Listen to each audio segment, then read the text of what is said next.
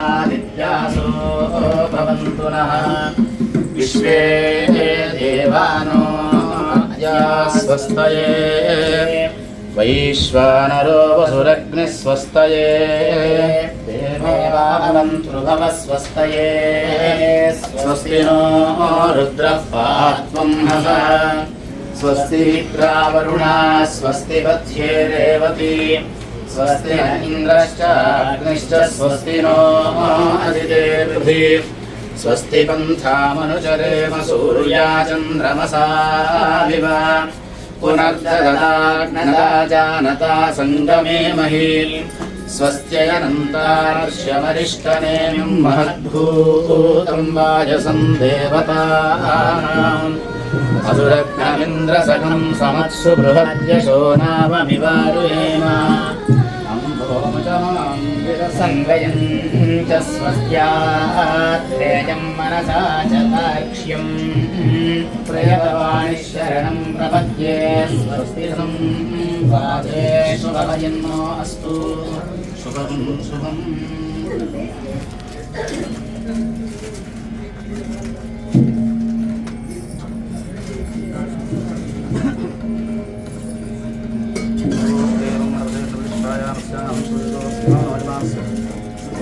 श्रीवत्सगोत्रोद्भवस्य वेङ्कटषण्मुखशर्मणः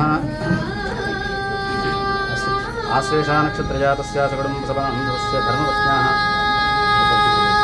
धर्मपत्नीसमेतस्य सकुटुम्बसभान्धवस्य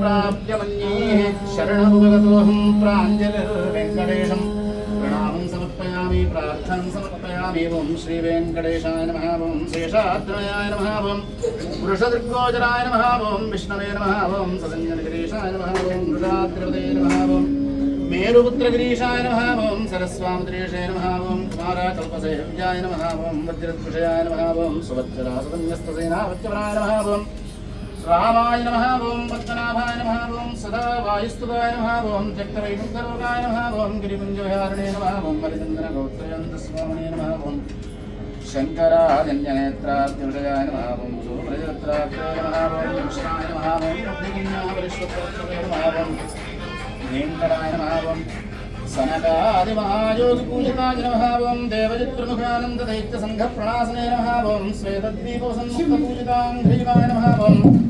शेषपर्वतरूपत्वप्रकाशनबलाय नमः ओं सानस्तावतार्क्षाय नमः ओं तार्क्षानवासने नमः ओं मालाकूढविमानाय नमः ओं गरुडस्कन्धवासने नमः ओं अनन्तरसे नमः ओं निर्जनाय नमः ओं अनन्ताक्षाय नमः ओं श्रीशैलयाय नमः ओं दामोदराय नमः ओं नीलमेघनिभाय नमः ओं ब्रह्मादेवोत्तरविश्वरूपाय नमः ओं वैकुण्ठागतसिद्धैवमानान्तर्गताय नमः ओं अगस्त्याभ्यर्थिताय नमः ओं वासुदेवाय नमः ओं हरये नमः ओं तीर्थपञ्चकवासने नमः ओं वामदेवप्रियाय नमः ओं दिनकेष्टप्रदाय नमः ओं मार्कण्डेय नमः दीर्घजातपुण्यप्रदाय नमः ओं वाक्पदब्रह्मदात्रे नमः ओं चन्द्रलावण्यदायने नमः ओं नारायणनकेशाय नमः ओं ब्रह्मगुप्तोत्सवाय नमः ओं शङ्खचक्रवरानम्रसत्करदलाय नमः ओं द्रवन्मर्मदासक्तविग्रहाय नमः ओं केशवाय नमः ओं विद्येपरमुक्तये नमः अर्थितार्थप्रदात्रे नमः ओं विश्वतीर्थाघारणे नमः ओं तीर्थस्वामिरस्नादिनाभीष्टप्रदायने नमः ओं कुमारधारिकावास स्कन्धाभीष्टप्रदायने नमः ओं जामदग्धसमुद्भूतगोत्रिणे नमः ओं कूर्ममूर्तये नमः ओं किन्नरवृन्दशापान्तप्रदात्रे नमः ओं विभवे नमः ओं वैखानसमनुश्रेष्ठपूजिताय नमः ओं सिंहाचरणवासाय नमः ओं श्रीमन्नारायणाय नमः ओं सद्भक्तनीलकण्ठात्रिसंहाय नमः ओं कुमुदाक्षगणश्रेष्ठसेनावच्चराय नमः ओं वेदप्राणहन्त्रे नमः ओं श्रीधराय नमः ओं क्षत्रियान्तकराय नमः ओं शिवाय नमः ओं पाण्डवादिप्रहत्रे नमः ओं श्रीकराय नमः ओं उपत्यकाप्रदेशस्थशङ्करध्यानमूर्तये नमः ओं रुक्माब्जसरसिपुरलक्ष्मीकृतस्वे नमः ओं लसल्लक्ष्मीकरां भोजदत्तकल्हारकस्ये नमः ओं सारग्रामनिवासाय नमः ओं सुकृतोजराय नमः ओं नारायणार्थिदासय नमः ओं मृगयारसिकाय नमः ओं वृषभासुरहारिणे नमः ओं मञ्जनागोत्रपदये नमः ओं वृषभाचलवासने नमः ओं मञ्जनासुरदात्रे नमः ओं माधवीयाहारिणे नमः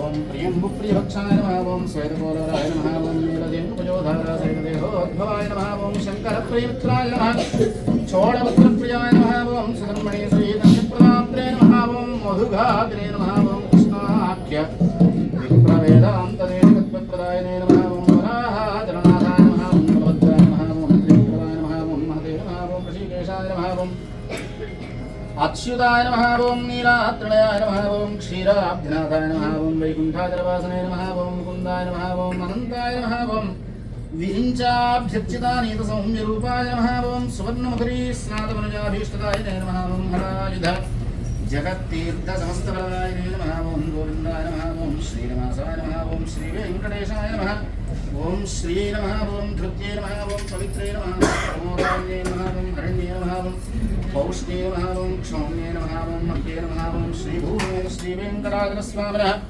दिव्यचरणारविन्दयोः नानाविधपरिमळपत्रपुष्पपूजां श्रयश्च सम्पूर्णम्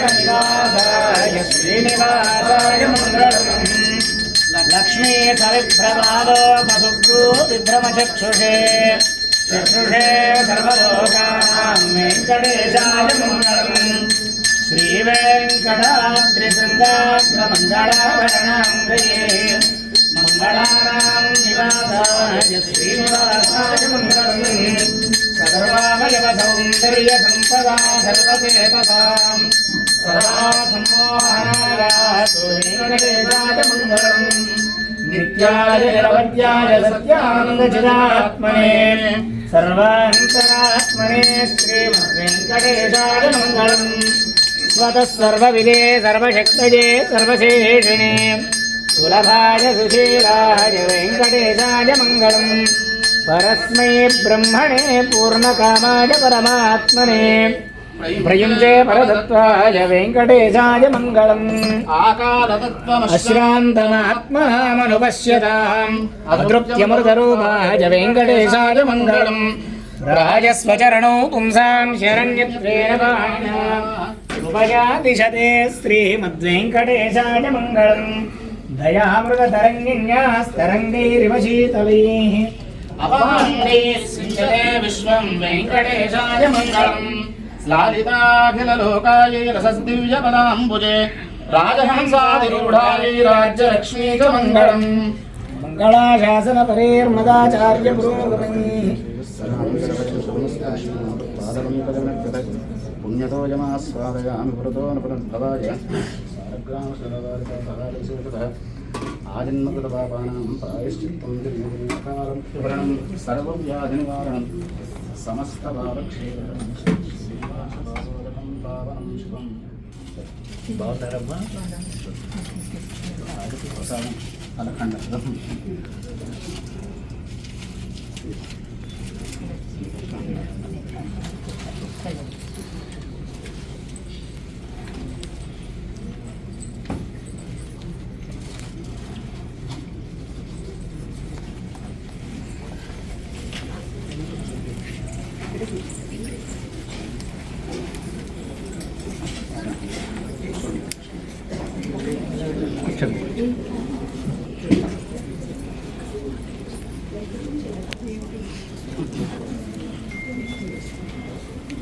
గంట కాదు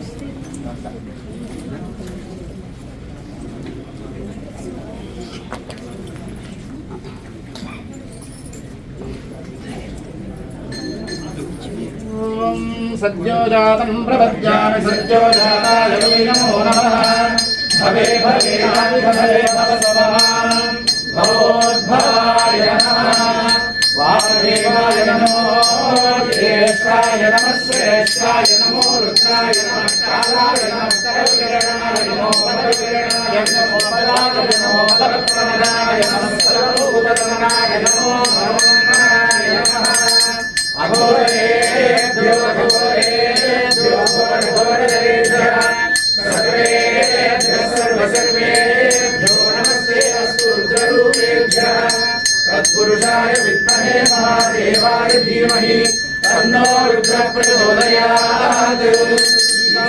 सर्वविद्यानाम् ईश्वरः सर्वभूतानां ब्रह्माधिपतिर्ब्रह्मणोऽधिपतिर्ब्रह्मा शिवो मे अस्तु सदा शिवो।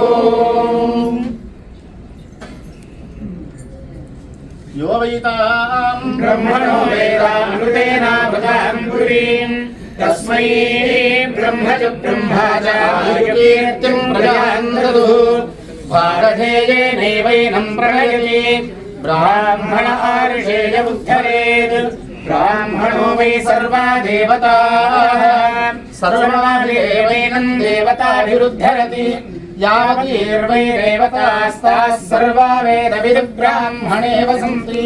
నమస్సభాయి బ్రహ్మశ్రీ సామవేదం షణ్ముఖ శర్మ గారికి స్వాగతం పలుకుతూ లక్ష్మీ వెంకటేశ్వర దేవాలయం తరపున ఈ విచ్చేసినటువంటి భక్తులందరి తరపున వారికి స్వాగతం పలుకుతూ వారి ఉపన్యాసం వినే ముందు ఎవరైనా ఒక మహాత్ములను దర్శనం చేసుకున్నప్పుడు వారి తల్లిదండ్రులు ఎవరు అనేటువంటి మీమాంస, వారి తల్లిదండ్రులను స్మరించుకుని తర్వాత వారి ప్రవచనం వింటం అనేటువంటిది ధర్మం. అంచేత వీరి జననం ఒరిస్సాలో అసికా అనేటువంటి గ్రామంలో బ్రహ్మశ్రీ సామవేదం రామమూర్తి శర్మ గారు శ్రీమతి రమణమ్మ గారి దంపతులకు 1967లో వారి జన్మించేవారు. ఆ తర్వాత బిఏ ఆనర్స్ ఆర్థిక శాస్త్రంలో చేసి ఆ తర్వాత స్వాతి వారపత్రికలో సబ్ ఎడిటర్గా చేసి అక్కడి నుంచి వారి చిన్నతనం నుంచి నేర్చుకున్నటువంటి వేదం శాస్త్రం వాటిని కొనసాగిస్తూ శాస్త్రాలని కూడా అధ్యయనం చేసి తర్వాత పురాణ వాంగ్మయం, వైదిక వాంగ్మయం, ఆ తర్వాత అనేక రకాలైనటువంటి కృతులు రాసి అనేక గేయాలు రాసి తర్వాత శివపురాణం, రుద్రభాష్యం, శివలీలా విలాసం, బహుశా ఆ శివలీలా విలాసమే చెప్పబోతున్నారేమో ఈ 6 రోజులు, శ్రీకృష్ణతత్వం, నారాయణీయం, లలితా సహస్రనామ వైభవం, విష్ణు సహస్రనామ భాష్యం, సౌందర్యలహరి, భాగవత సప్తాహం ఇవన్నీ చేసి అనేక దేశాల్లో భారతదేశంలో దాదాపుగా అన్ని కోణాల్లోనూ వారి ప్రవచనాలతో అందరూ భక్తులందరూ కూడా ఎంతో విశేషమైనటువంటి పరిజ్ఞానాన్ని, జ్ఞానం కంటే కూడా ధర్మం మీద ఆస్తిక్యాన్ని పొందుతున్నారు. వారికి ఉన్నటువంటి బిరుదులు చెప్పారు. ఆర్షధర్మోపన్యాస కేసరి, వాగ్దేవి వరపుత్ర, ధార్మిక వరేణ్యం ఇత్యాది చాలా బిరుదులు ఉన్నాయి. కానీ వీటన్నిటికంటే ఒకే ఒక్క బిరుదు నాకు చాలా ఇష్టమైంది, వారికి చాలా తగినటువంటి బిరుదు ఏమిటి అంటే సమన్వయ సరస్వతి. అంటే మిగతావి తగినవి కాదని నేను అంటలేదు, కానీ ఆదిశంకరుల నాడు మనలో మనం భారతదేశంలో ఉండేటువంటి ధర్మాలన్నీ కూడా ఒకళ్ళతో ఒకళ్ళు కొట్టుకుంటూ తిట్టుకుంటూ కుమ్ములాడుకుంటూ ఉన్నటువంటి సమయంలో ఆదిశంకరులు చేసినటువంటి షణ్మత స్థాపన ఈవేళ షణ్ముఖ శర్మ గారు ఆ షణ్మతాలని కూడా సమన్వయం చేసుకుంటూ దేన్ని అంటే ఇవాళ రేపు ఉన్నటువంటి ప్రధానమైన సమస్య ఏమిటంటే పెద్దవాళ్ళు సభల్లో మాట్లాడేటువంటి చాలామంది చేస్తున్నది ఏంటంటే ఏదో ఒకదాన్ని భుజాన వేసుకుని మిగతావన్నీ కూడా డమ్మీ అని చెప్పేసి కించపరుచు ఉండటం ఇవాళ మనం చూస్తున్నాం. కానీ వారు షణ్మతాలని కూడా సమన్వయపరుస్తూ వాటన్నిటికంటే కూడా అనుష్ఠానంలో చూపిస్తూ తర్వాత పెద్దవాళ్ళు కాదు భావికి కావలసింది భావి తరాల వాళ్ళని చెప్పి వాళ్ళందరికీ కూడా ధృవజ్ఞానం అనేటువంటి విశేషమైనటువంటి కోర్సులవి కూడా ప్రారంభించి భారతదేశంలోనే కాకుండా అమెరికాలో కూడా పిల్లలు అవి చదువుకుని చూస్తూ ఉన్నాం. ఇక్కడ పిల్లలందరూ వాళ్ళందరూ రేపు శనివారం బహుశా వారి కరకమలాల ద్వారా సర్టిఫికెట్లు కూడా తీసుకుంటారు. అటువంటి విశేషమైనటువంటి కృషి చేస్తూ ఈ ఆర్ష ధర్మాన్ని అందరి మనస్సుల్లోకి ఎక్కడం కోసం విశేషంగా కృషి చేస్తున్నటువంటి వారికి ధన్యవాదాలు తెలుపుతూ ఇంకా ఎక్కువ సమయం తీసుకోకుండా వారిని ప్రారంభించవలసిందిగా ప్రార్థిస్తున్నాను.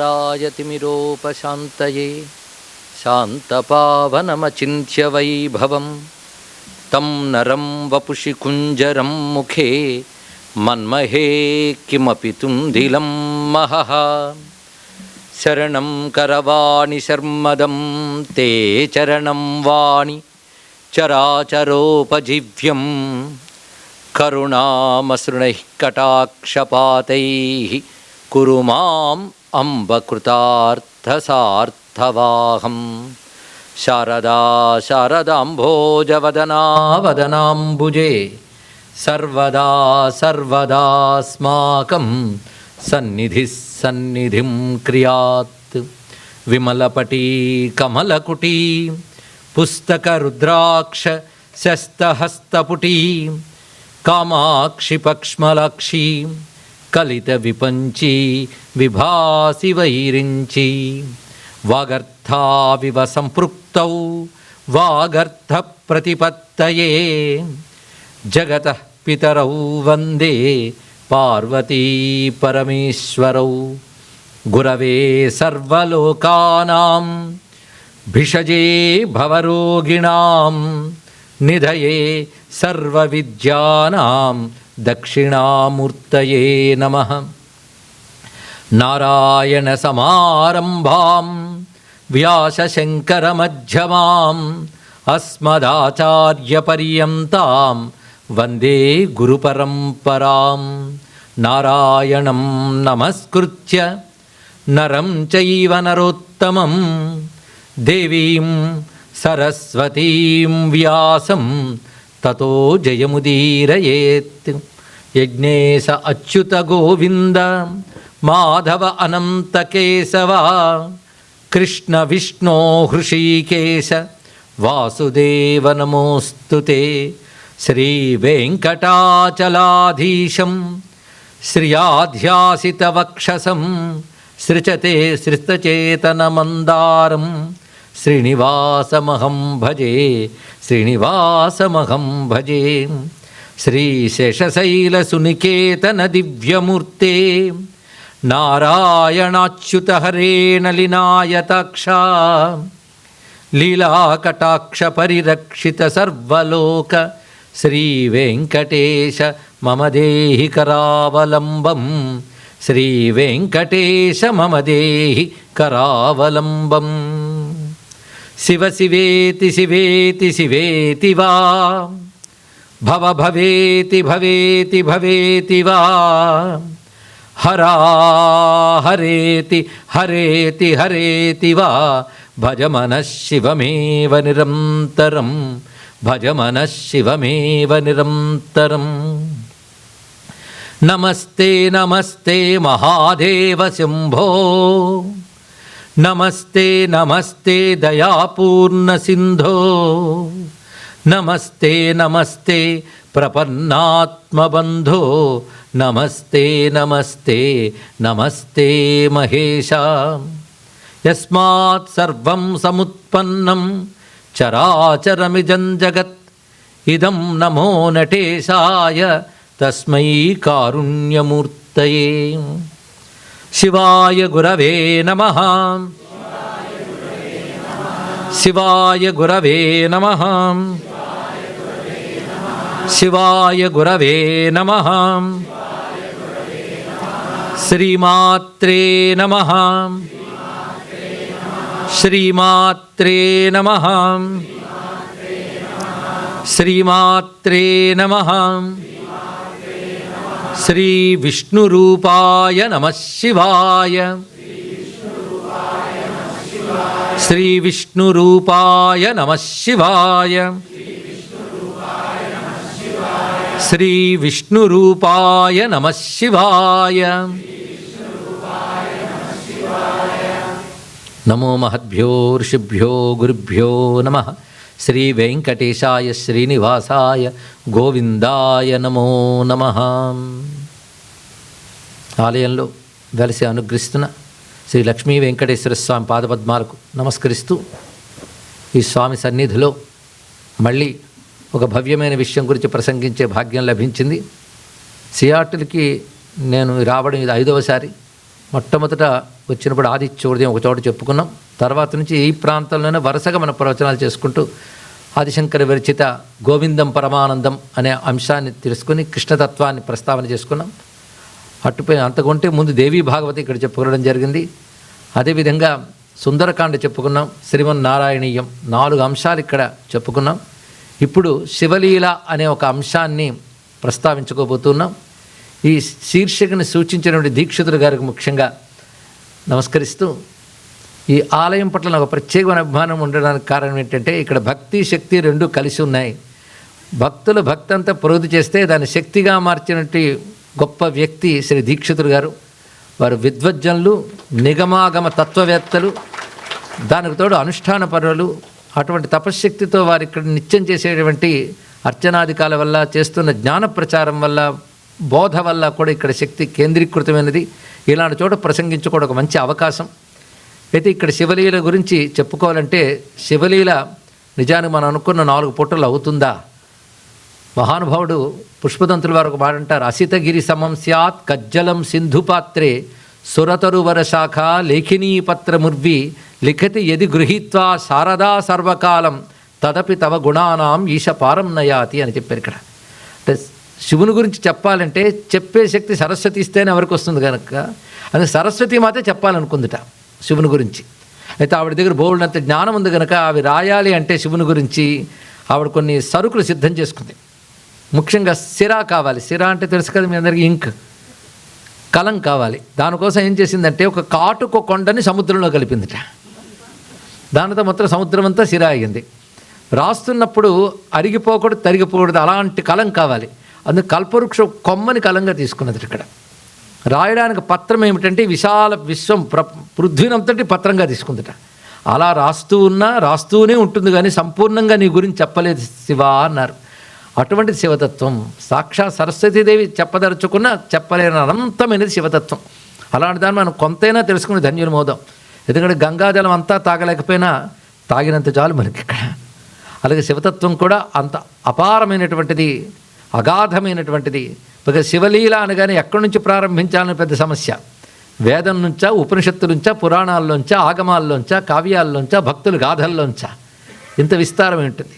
అయితే ఇక్కడ శివలీల చెప్తామనగానే ఇక్కడ కొంతమంది కొన్ని ప్రశ్నలు వేసి ఈ ప్రశ్నకి శివలీలలో మాకు సమాధానం దొరికితే బాగుండని కూడా కోరుకున్నారు కనుక ఆ ప్రస్తావన చేస్తూ ప్రయత్నించేద్దాం. ఒకప్పుడు ఇక్కడ విష్ణువు గురించి మనం చెప్పుకున్నాం, కృష్ణతత్వం, సుందరకాండ ద్వారా రాముని చెప్పుకున్నాం. అలాగే నారాయణ చెప్పినప్పుడైతే నృసింహస్వామి మొదలైన అవతార తత్వములు చెప్పుకున్నాం. ఇలాగ మనం నారాయణ ఆరాధన చేస్తున్నాం, శివుని ఆరాధన చేస్తాం, ఇక శక్తిని కూడా ఆరాధన చేస్తాం. దేవీ భాగవతం కదా మొదలు చెప్పుకున్నాం. గణపతిని ఆరాధన చేస్తాం, సుబ్రహ్మణ్యుని ఆరాధన చేస్తాం, సూర్య భగవాన్ని ఆరాధన చేస్తాం. వీటిని మనం షణ్మతాలు అంటాం. ఇక్కడ సనాతన ధర్మంలో 6 మతాలు. చాలా కాలం క్రితం ఒక ఆయన ప్రశ్న వేశాడు, హిందూ మతం ఒకటేని ఎలా చెప్తామండి, విష్ణు మతం ఒకటి, శివ మతం ఒకటి, శైవ మతం, మన శక్తి మతం ఒకటి, ఇలా మతాలు ఉండేటప్పుడు ఇదంతా హిందూ మతం ఎలా చెప్తాం, దేనికదే ఉన్నది అంటే వీళ్ళందరికీ ఆధారమైన గ్రంథం ఒకటే, దాని పేరు వేదం అంటారు ఇక్కడ. కానీ వేదాన్ని ఆధారం చేసుకున్నవి గనక ఈ 6 కూడా వేద సంబంధమైన మతాలు, వేదము ప్రతిపాదించిన మతాలు. ఎందుకంటే సనాతన ధర్మం అనగా ఒకటి గుర్తుపెట్టుకోవాలి, వేదము చెప్పినది ఆచరించే మతం పేరు సనాతన ధర్మం. కనుక మనకు ఆధారం ఏంటి, వేదము. ఆ వేదమునందు చెప్పబడినవి 6 మతములు. అందుకే ఆదిశంకర భగవత్పాల్ వారు వేద మతానికి దెబ్బ కలుగుతున్నప్పుడు దాన్ని రక్షించడానికి ఆయన ప్రయత్నం చేశారు. వేదాంత విద్యను ప్రధానంగా ఆయన ప్రతిపాదన చేసినప్పటికీ సమగ్ర వేద ధర్మాన్ని రక్షించడానికి ఆయన కంకణ కట్టుకుని ఆ కాలంలో ఉన్నటువంటి అవైదిక ధర్మాలన్నిటినీ కూడా ఖండన చేసి వేద సమ్మతమైన మార్గములను ఉద్ధరణ చేశారు. వేదం ప్రధానంగా కర్మల్ని చెప్తుంది, ఉపాసనని చెప్తుంది, జ్ఞానాన్ని చెప్తుంది. 3 విధాలు అది ఇక్కడ. అదే జీవి ముందు తరించాలి అంటే కర్మలు ఆచరించాలి. కర్మ అంటే ధర్మబద్ధమైన సత్కర్మలు, శాస్త్రము విధించినటువంటి ధర్మబద్ధమైన కర్మాచరణ చేయాలి. ఆ కర్మాచరణ వల్ల ఇహము పరము 2 లభిస్తాయి. చిత్తశుద్ధి కూడా సిద్ధిస్తుంది. అందుకే కర్మాచరణ చేయాలి. ఆ తర్వాత చేయవలసింది భగవంతుని ఆశ్రయించాలి. భగవంతుని ఆశ్రయించాలన్నప్పుడు ఉపాసన అని వస్తుంది ఇక్కడ. అందుకే మనం సత్కర్మలు ఆచరిస్తూ పరమాత్మను ఆశ్రయించాలి. ఆ ఆశ్రయించడం అనేది ఉపాసన క్రిందకు వస్తుంది. ఉపాసన వచ్చేటప్పటికల్లా ఎవరిని ఉపాసించాలి? ఇది పెద్ద ప్రశ్న. ఎవరినేమిటి? ఏకో దేవః కేశవోవా శివోవా అన్నారు శంకరులే. ఒకడే ఈశ్వరుడు, ఒకడే దేవుడు. ఇంతమంది లేరండి నిజానికి. మరి ఇంతమంది ఉన్నారండి అంటే ఒకడే ఎంతమందిగా ఉన్నారండి ఇది తెలుసుకోవాలి. ఒక్కడే ఇన్ని విధములుగా వ్యక్తమవుతున్నాడు. అందుకే ఆ ఈశ్వరుని విష్ణువు అని భావన చేస్తే అది వైష్ణవం అవుతుంది, శివ అని భావన చేస్తే శైవం అవుతున్నది, శక్తి అని భావన చేస్తే శాక్తేయం అవుతున్నది. ఆ ఈశ్వరుని గణపతి అంటే గాణపత్యం అన్నాం, ఆ ఈశ్వరుని సూర్యుడు అంటే సౌరమతం అన్నాం. కానీ ఆరాధింపబడుతున్న ఈశ్వరుడు మాత్రం ఒక్కడే. ఇది ప్రధానంగా మనం గ్రహించవలసినటువంటి అంశం ఇక్కడ. శివలీల ప్రారంభమైనట్టే, ఇంకా శివుడి గురించి చెప్పలేదు అనుకోవద్దు, ఇదంతా శివతత్వమే. ఇక్కడ మనం గమనించవలసిన ప్రధానమైన అంశం ఏమిటంటే ఉపాసనాపరంగా మనం ఆలోచిస్తే 6 మతాలు మనకు కనబడుతున్నాయి. అంటే పరమాత్మని విష్ణువుగా ఉపాసించేది వైష్ణవం అయితే, శివుడిగా ఉపాసించేది శైవం అవుతున్నది ఇక్కడ. ఇలా మొత్తం 6 మతాలుగా ప్రధానంగా ఉన్నది.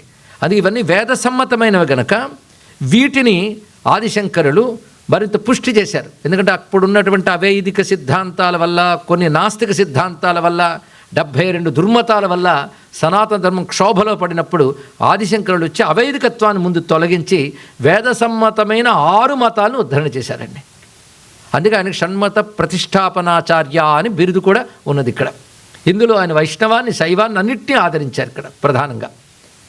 ఇక్కడ మనం గమనించవలసింది ఇన్ని విధాలుగా ఆరాధింపబడుతున్నవాడు ఒకడే పరమాత్మ. అది ముందు గుర్తుపెట్టుకోవాలి. ఎందుకంటే సృష్టి స్థితి లయలకు ముందు పరమాత్మ ఉన్నాడు. సృష్టి కంటే ముందు ఆయన ఉన్నాడు. ఆయన తన యొక్క సంకల్ప శక్తి చేత సృష్టిని చేశాడు. ఇది ప్రతి వాళ్ళం అంగీకరిస్తాం. అయితే మన సనాతన ధర్మ ప్రకారంగా భగవంతుడు సృష్టి చేశాడంటే సృష్టి వేరు, ఆయన వేరుగా కాకుండా ఆయనే సృష్టిని తన యందు ప్రకటించి సృష్టిలో ప్రతి అణువులో తాను లీనమై సృష్టిని నడుపుతున్నాడు ఇక్కడ. అందుకే మన సంస్కృతిలో విశ్వము వేరు, విష్ణువు వేరు కాదు. విష్ణువే విశ్వమయ్యాడు. ఈ విశ్వాన్ని సృష్టించి స్థితి చేసి లయం చేసేవాడు పరమాత్మ.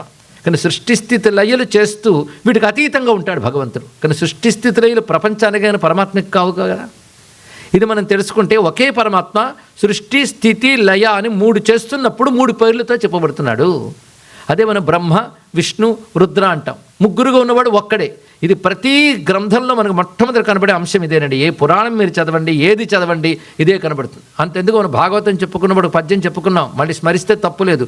ఎవ్వని చే జనించు జగం ఎవ్వరి లోపల ఉండి లీనమై ఎవ్వని యందుడిందు పరమేశ్వరుడెవ్వడు మూల కారణం బెవ్వడు అనాది మధ్యలో ఎవ్వడు. మన తెలుగువారం కనుక చక్కటి తెలుగు పద్యంతో ప్రారంభించుకున్నాం.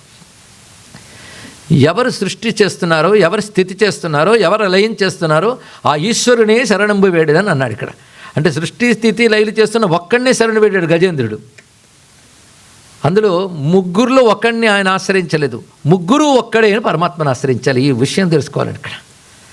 ఆ పరమాత్మకి ఇప్పుడు పేర్లు చూద్దాం. పరమాత్మ ఒక్కడైనా ఆయన శివుడు. శివుడు అంటే ఉన్న అర్థం ఏంటంటే ముందు ఇది తెలుసుకుంటే శివ అనే మాటకి శుద్ధము, క్షేమము, మంగళము, శుభము, శాంతము, ఇవి ప్రధానార్థాలు. ఇంకా చాలా చాలా ఉంటాయి. నిఘంటుపరంగా మనం చూస్తే మరొక్కసారి చెప్పుకుందాం. శుద్ధము, క్షేమము, శుభము, శాంతము, ఇవి మంగళము. సశ్రేయసం శివం భద్రం కళ్యాణం మంగళం శుభం అని అమరకోశం కూడా మనకు చెప్తున్నది. కనుక శ్రేయస్సు, మంగళము, శుభము, క్షేమము అన్నిటిని ఒక్క పదంతో చెప్తే ఆ పదం పేరు శివ అండి. ఇక్కడ తెలిసిపోయింది కదా. ఈ శివ అనే దానికి శాస్త్రపరంగా మనకు అర్థం ఉంది. నిస్త్రైగుణ్యే శివ, త్రిగుణములకు అతీతమైన వాడెవడో శివుడు. త్రిగుణాలు ప్రపంచంలో ఉంటాయి. పరమాత్మ త్రిగుణములకు అతీతుడు. త్రిగుణాలు అంటే చాలామంది తెలుసు కదా. సత్వ రజస్తమో గుణములకు అతీతుడైనటువంటి వాడు శివుడు. అందుకే నిస్త్రైగుణ్య శివ అంటే ఈ 3ంటికి ముందు ఎవడున్నాడో పరమాత్మ శివ. ఆయనే మంగళమైన స్వభావము, క్షేమమైన స్వభావము, శుభమైన స్వభావము. కనుక శివ అనే మాటకి శుభము, క్షేమము, మంగళము అంటే ఇది ఎవరికి అక్కర్లేదు చెప్పండి, అందరికి కావాలి కదా. ఆయన ఎక్కడున్నాడు అంటే ఎక్కడ లేడని ప్రశ్న వేయాలి. ఆయన సర్వవ్యాపకుడు. ఆ శివుడే సర్వవ్యాపకుడై ఉన్నాడు. సర్వవ్యాపకుడు అనే దాన్ని సంస్కృతంలో ఒక్క మాటలో చెప్తే విష్ణు అంటారు ఇక్కడ. అంటే శివుడే విష్ణువు అని తెలిసిపోయింది. అంటే విష్ణు అన్న శివుడు అన్న ఒకే పరమాత్మ. ఇప్పుడు ఈ పేర్లకి నేను అర్థం చెప్తాను, అంతా ఒకటే మీరు అర్థం చేసుకోండి, అదే చాలు. కానీ శివుడు ఎవడు, విష్ణువు ఆయన అవునా లేదా చెప్పండి. ఇక్కడ సర్వవ్యాపకుడు ఎవడు, ఆయన శివుడు. అందుకే ఏది శుభమో అంతా సర్వవ్యాపకమై ఉన్నది అంటే బాగుంది. ఏది సర్వవ్యాపకమై ఉందో అదే శుభము. అంటే ఆ పరమాత్మయే శివశబ్దవాచ్యుడు, త్రిగుణాతీతుడైన శివుడు త్రిగుణాత్మకమైన జగత్తంతా వ్యాపించి ఉన్నాడు కనుక విష్ణువు. ఈ రెండు కలిపితే శివాయ విష్ణు రూపాయ అన్నాం. అంటే ఒక ఏకత్వం వచ్చింది కదా. అంతేకాదు ఈయన ఎలాగ ఈ జగత్తంతా వ్యాపించి సృష్టిస్థితులు చేస్తున్నాడండి అంటే ఆయనకు శక్తి ఉందండి అంటాం. ఆయన శక్తి వల్ల కదా ఆయన చేస్తున్నాడు. ఆ శక్తి అనగానే ఆయన శక్తి పేరు చిచ్చక్తి. ఆ చిచ్చక్తే ఇచ్ఛా జ్ఞాన క్రియ అని 3 శక్తులుగా వ్యక్తమై ఇచ్ఛ జ్ఞాన క్రియ అని ప్రధాన శక్తులుగా 3 శక్తులుగా వచ్చి తర్వాత విశ్వమంతా అనంత శక్తులుగా వ్యాపించింది. ఎవరు? ఆయన యొక్క శక్తి. ఆ శక్తి ఆయనదే. శక్తికి ఆయనకి భేదం లేదు. శక్తి శక్తిమత ఇద్దరికీ కూడా భేదం లేదని శాస్త్రం చెప్తుంది ఇక్కడ. దీన్ని బట్టి ఆయన శక్తి మనం పూజించేటప్పుడు అమ్మవారు అంటున్నాం. శక్తి అంటే సమర్థత. అది ఎవరి శక్తి? ఆయన శక్తి. అది ఆయనకు వేరు కాదు కనుక శివశక్తి ఐక్య రూపిణి అని మాట వచ్చింది ఇక్కడ. ఇప్పుడు ప్రధానంగా ఈ పేర్లకు అర్థం తెలిస్తే అన్నీ ఒకవైపే వెళతాయి చూడండి. అందుకే మన అర్థం తెలుసుకోనంత వరకు అనర్థమే. అని అర్థం తెలుసుకోనంత వరకు శివుడా విష్ణువా ఇదా అదని కొట్టుకుంటాం. అర్థం తెలుసుకుంటే అంతా ఒకటే అని చెప్తుందండి ఇక్కడ. ఇది వ్యాస మహర్షి పురాణాల్లో ఘోషించాడు. ఆయన వేదం ఈ విషయాన్ని అన్ని చోట్ల చెప్పింది. వేదంలో నిజానికి ఎందరూ లేరు, ఒకడే పరమాత్మ. ఆ పరమాత్మే శుభస్వరూపుడు కనుక శివుడు, సర్వవ్యాపకుడు కనుక విష్ణువు, సర్వసమర్థుడు కనుక శక్తి ఆయన. 3 అయిపోయాయి. అదేవిధంగా ప్రపంచం అంటే అనేకం, పరమాత్మ అంటే ఏకం. ఒప్పుకుంటాం కదా. ప్రపంచం అంతా అనేకం. అనేకం కూడా మనం ఒప్పుకోవాలి. ఇక్కడ కూర్చున్నామంటే అనేక మంది కూర్చున్నాం. అలాగే జగత్తంతా అనేకము. అనేక గ్రహాలు, అనేక నక్షత్రాలు, అనేక లోకాలు, అనేక జీవులు. ఇది అనేకం కదా. అనేకం అనగానే సమూహం. ఈ సమూహానికి గణం అని పేరు. ఈ అనేకమును నియమిస్తూ ఉన్నవాడు ఒక్కడే, వాడు పతి. కలిపితే గణపతి అన్నారు అక్కడ. అన్నీ ఒకవైపే వెళుతున్నాయో లేదు మీరు చెప్పట. సూర్య అని మరొకటి అన్నాం. సూర్య అంటే పొద్దున్న వస్తారు కదండి ఆయన. వేదంలో సూర్య అంటే పరమాత్మనే అర్థం ఇక్కడ. అందుకే షూంగ్ ప్రేరణి అనే ధాతువు ప్రకారం అందరినీ ప్రేరేపించేవాడు అని అర్థం. అది సూర్యుడు ఉదయించగానే సర్వజగత్తు మేల్కొంటుంది, అదే ప్రేరణ. అంతేకాదు సర్వజీవుల హృదయంలో ఉన్న పరమాత్మ వల్లే బుద్ధి ప్రేరేపింపబడుతుంది, జగత్తు నడుస్తుంటుంది. కానీ సర్వజగత్తుకి ప్రేరకుడు ఆయన. ఇదే ధియో యోన ప్రచోదయాత్ అంటున్నాం. ఈ సర్వజగత్తు ప్రేరకుడు ఆ పరమాత్మే కదా. కనుక సూర్య అనే పేరు ఎవరిది? పరమాత్మది. ఆయన ఆదిత్యుడు. ఆదిత్యుడు అంటే ఆదిత్య, ఆదియందున్నవాడు. సృష్టి ఏర్పడక ముందే ఉన్నాడు కనుక ఆయనే ఆదిత్యుడు. అంతేకాదు ఆదిత్య శబ్దానికి చాలా చాలా అర్థాలు ఉన్నాయి, కానీ ఇప్పుడు నేను ఆదిత్యుడిది చెప్పడం లేదు కనుక ఆదిత్యకి ఎంత తెలుసుకుంటే చాలు. ఆదిత్యుడు. అంతేకాదు ఖండించడానికి వీలు లేనివాడు ఆదిత్యుడు.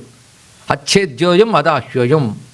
సర్వవ్యాపకుడికి మొక్కలు ఎక్కడుంటాయండి? నేను సర్వవ్యాపకుడు, అఖండుడు కనుక పరమాత్మే అఖండుడు, పరమాత్మే ప్రేరకుడు. కానీ సూర్య ఆదిత్య శబ్దాలు ఎవరివి? ఒకే పరమాత్మ అయ్యాయి. ఇక సూర్యుడు ఆయన అయ్యాడు, గణపతి ఆయన అయ్యాడు, శక్తి ఆయన అయ్యాడు, విష్ణువు ఆయనాడు, శివ అయ్యాడు. వీడు పంచాయతనం అంటారండి. 6వది చెప్పుకోవాలంటే కుమారస్వామి. కుమారస్వామి అంటే స్కందుడు, సుబ్రహ్మణ్యుడు అంటే ఇక్కడ. సుబ్రహ్మణ్యుడు అనే మాటకి కూడా అర్థం చెప్పుకుందాం, మంచిదేగా. బ్రహ్మణ్యుడు అంటే బ్రహ్మణ్యం అంటే బ్రహ్మమును రక్షించువాడు. బ్రహ్మ అనే శబ్దానికి వేదము, జ్ఞానము, తపస్సు, పరమాత్మ, ధర్మము ఇన్ని అర్థాలు ఉన్నాయండి. వీటిని ఎవడు రక్షిస్తాడు? వాడు బ్రహ్మణ్యుడు. వేదము, జ్ఞానము, తపస్సు, ధర్మము ఇవి రక్షింపబడితే లోకం క్షేమంగా ఉంటుంది. అందుకే బ్రహ్మణ్యుడు. బ్రహ్మణ్యుడు ఎవరు? బ్రహ్మణ్యో దేవకీ పుత్రో బ్రహ్మణ్యో మధుసూదన అని చెప్తున్నాం కదా. కానీ బ్రహ్మణ్యుడైన వాడు సుష్ఠుగా ఈ పని చేస్తాడు కనుక సుష్ఠు, శోభనం 2 అర్థాలు సుశబ్దానికి. అందుకే శోభనముగా సుష్ఠుగా బ్రహ్మమును రక్షించబడి కనుక సుబ్రహ్మణ్య.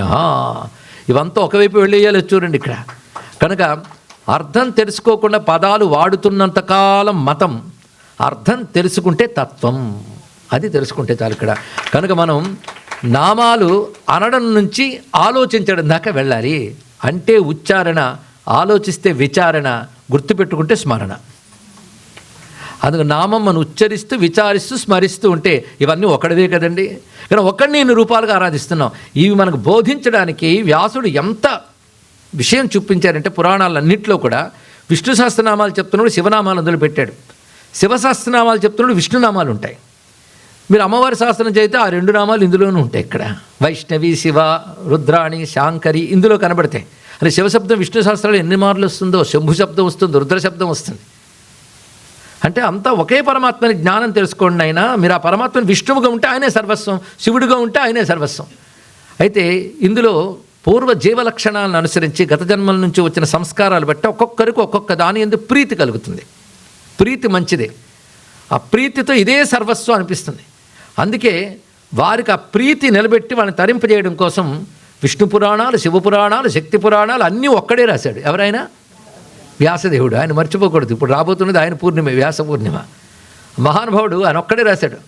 ఒక్కొక్కప్పుడు అడుగుతుంటారు మమ్మల్ని, ఏమంటే విష్ణువు కృష్ణువు గురించి చెప్పేటప్పుడు ఆయనే భగవంతుని చెప్తారని, మీరు శివుడి గురించి చెప్పేటప్పుడు ఆయనే అని చెప్తారండి, మాకు కన్ఫ్యూజన్ వస్తుందంటే, విన్న మీకే కన్ఫ్యూజన్ ఇస్తే చెప్పిన వాడికే ఉండాలి, వాడికి కన్ఫ్యూజన్ లేదు.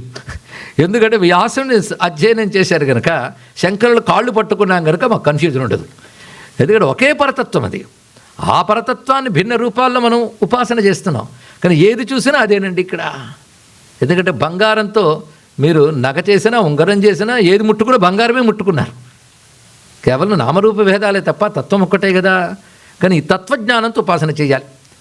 ఇది మనం తెలుసుకుంటూ ఉపాసకుల సౌలభ్యం కోసం ఒకే పరమాత్మను మనం ఇన్ని రూపాలతో ఆరాధన చేస్తున్నాం. మళ్ళీ శాస్త్రమే చెప్పింది, మనం ఏం కన్ఫ్యూజన్ కాక్కలే, సరిగ్గా చదవాలి. ఉపాసకానాం కార్యార్థం బ్రహ్మణో రూపకల్పన అని శాస్త్రవాక్యం. ఉపాసకుల కార్యం కోసం ఒక రూపం, ఒక నామం.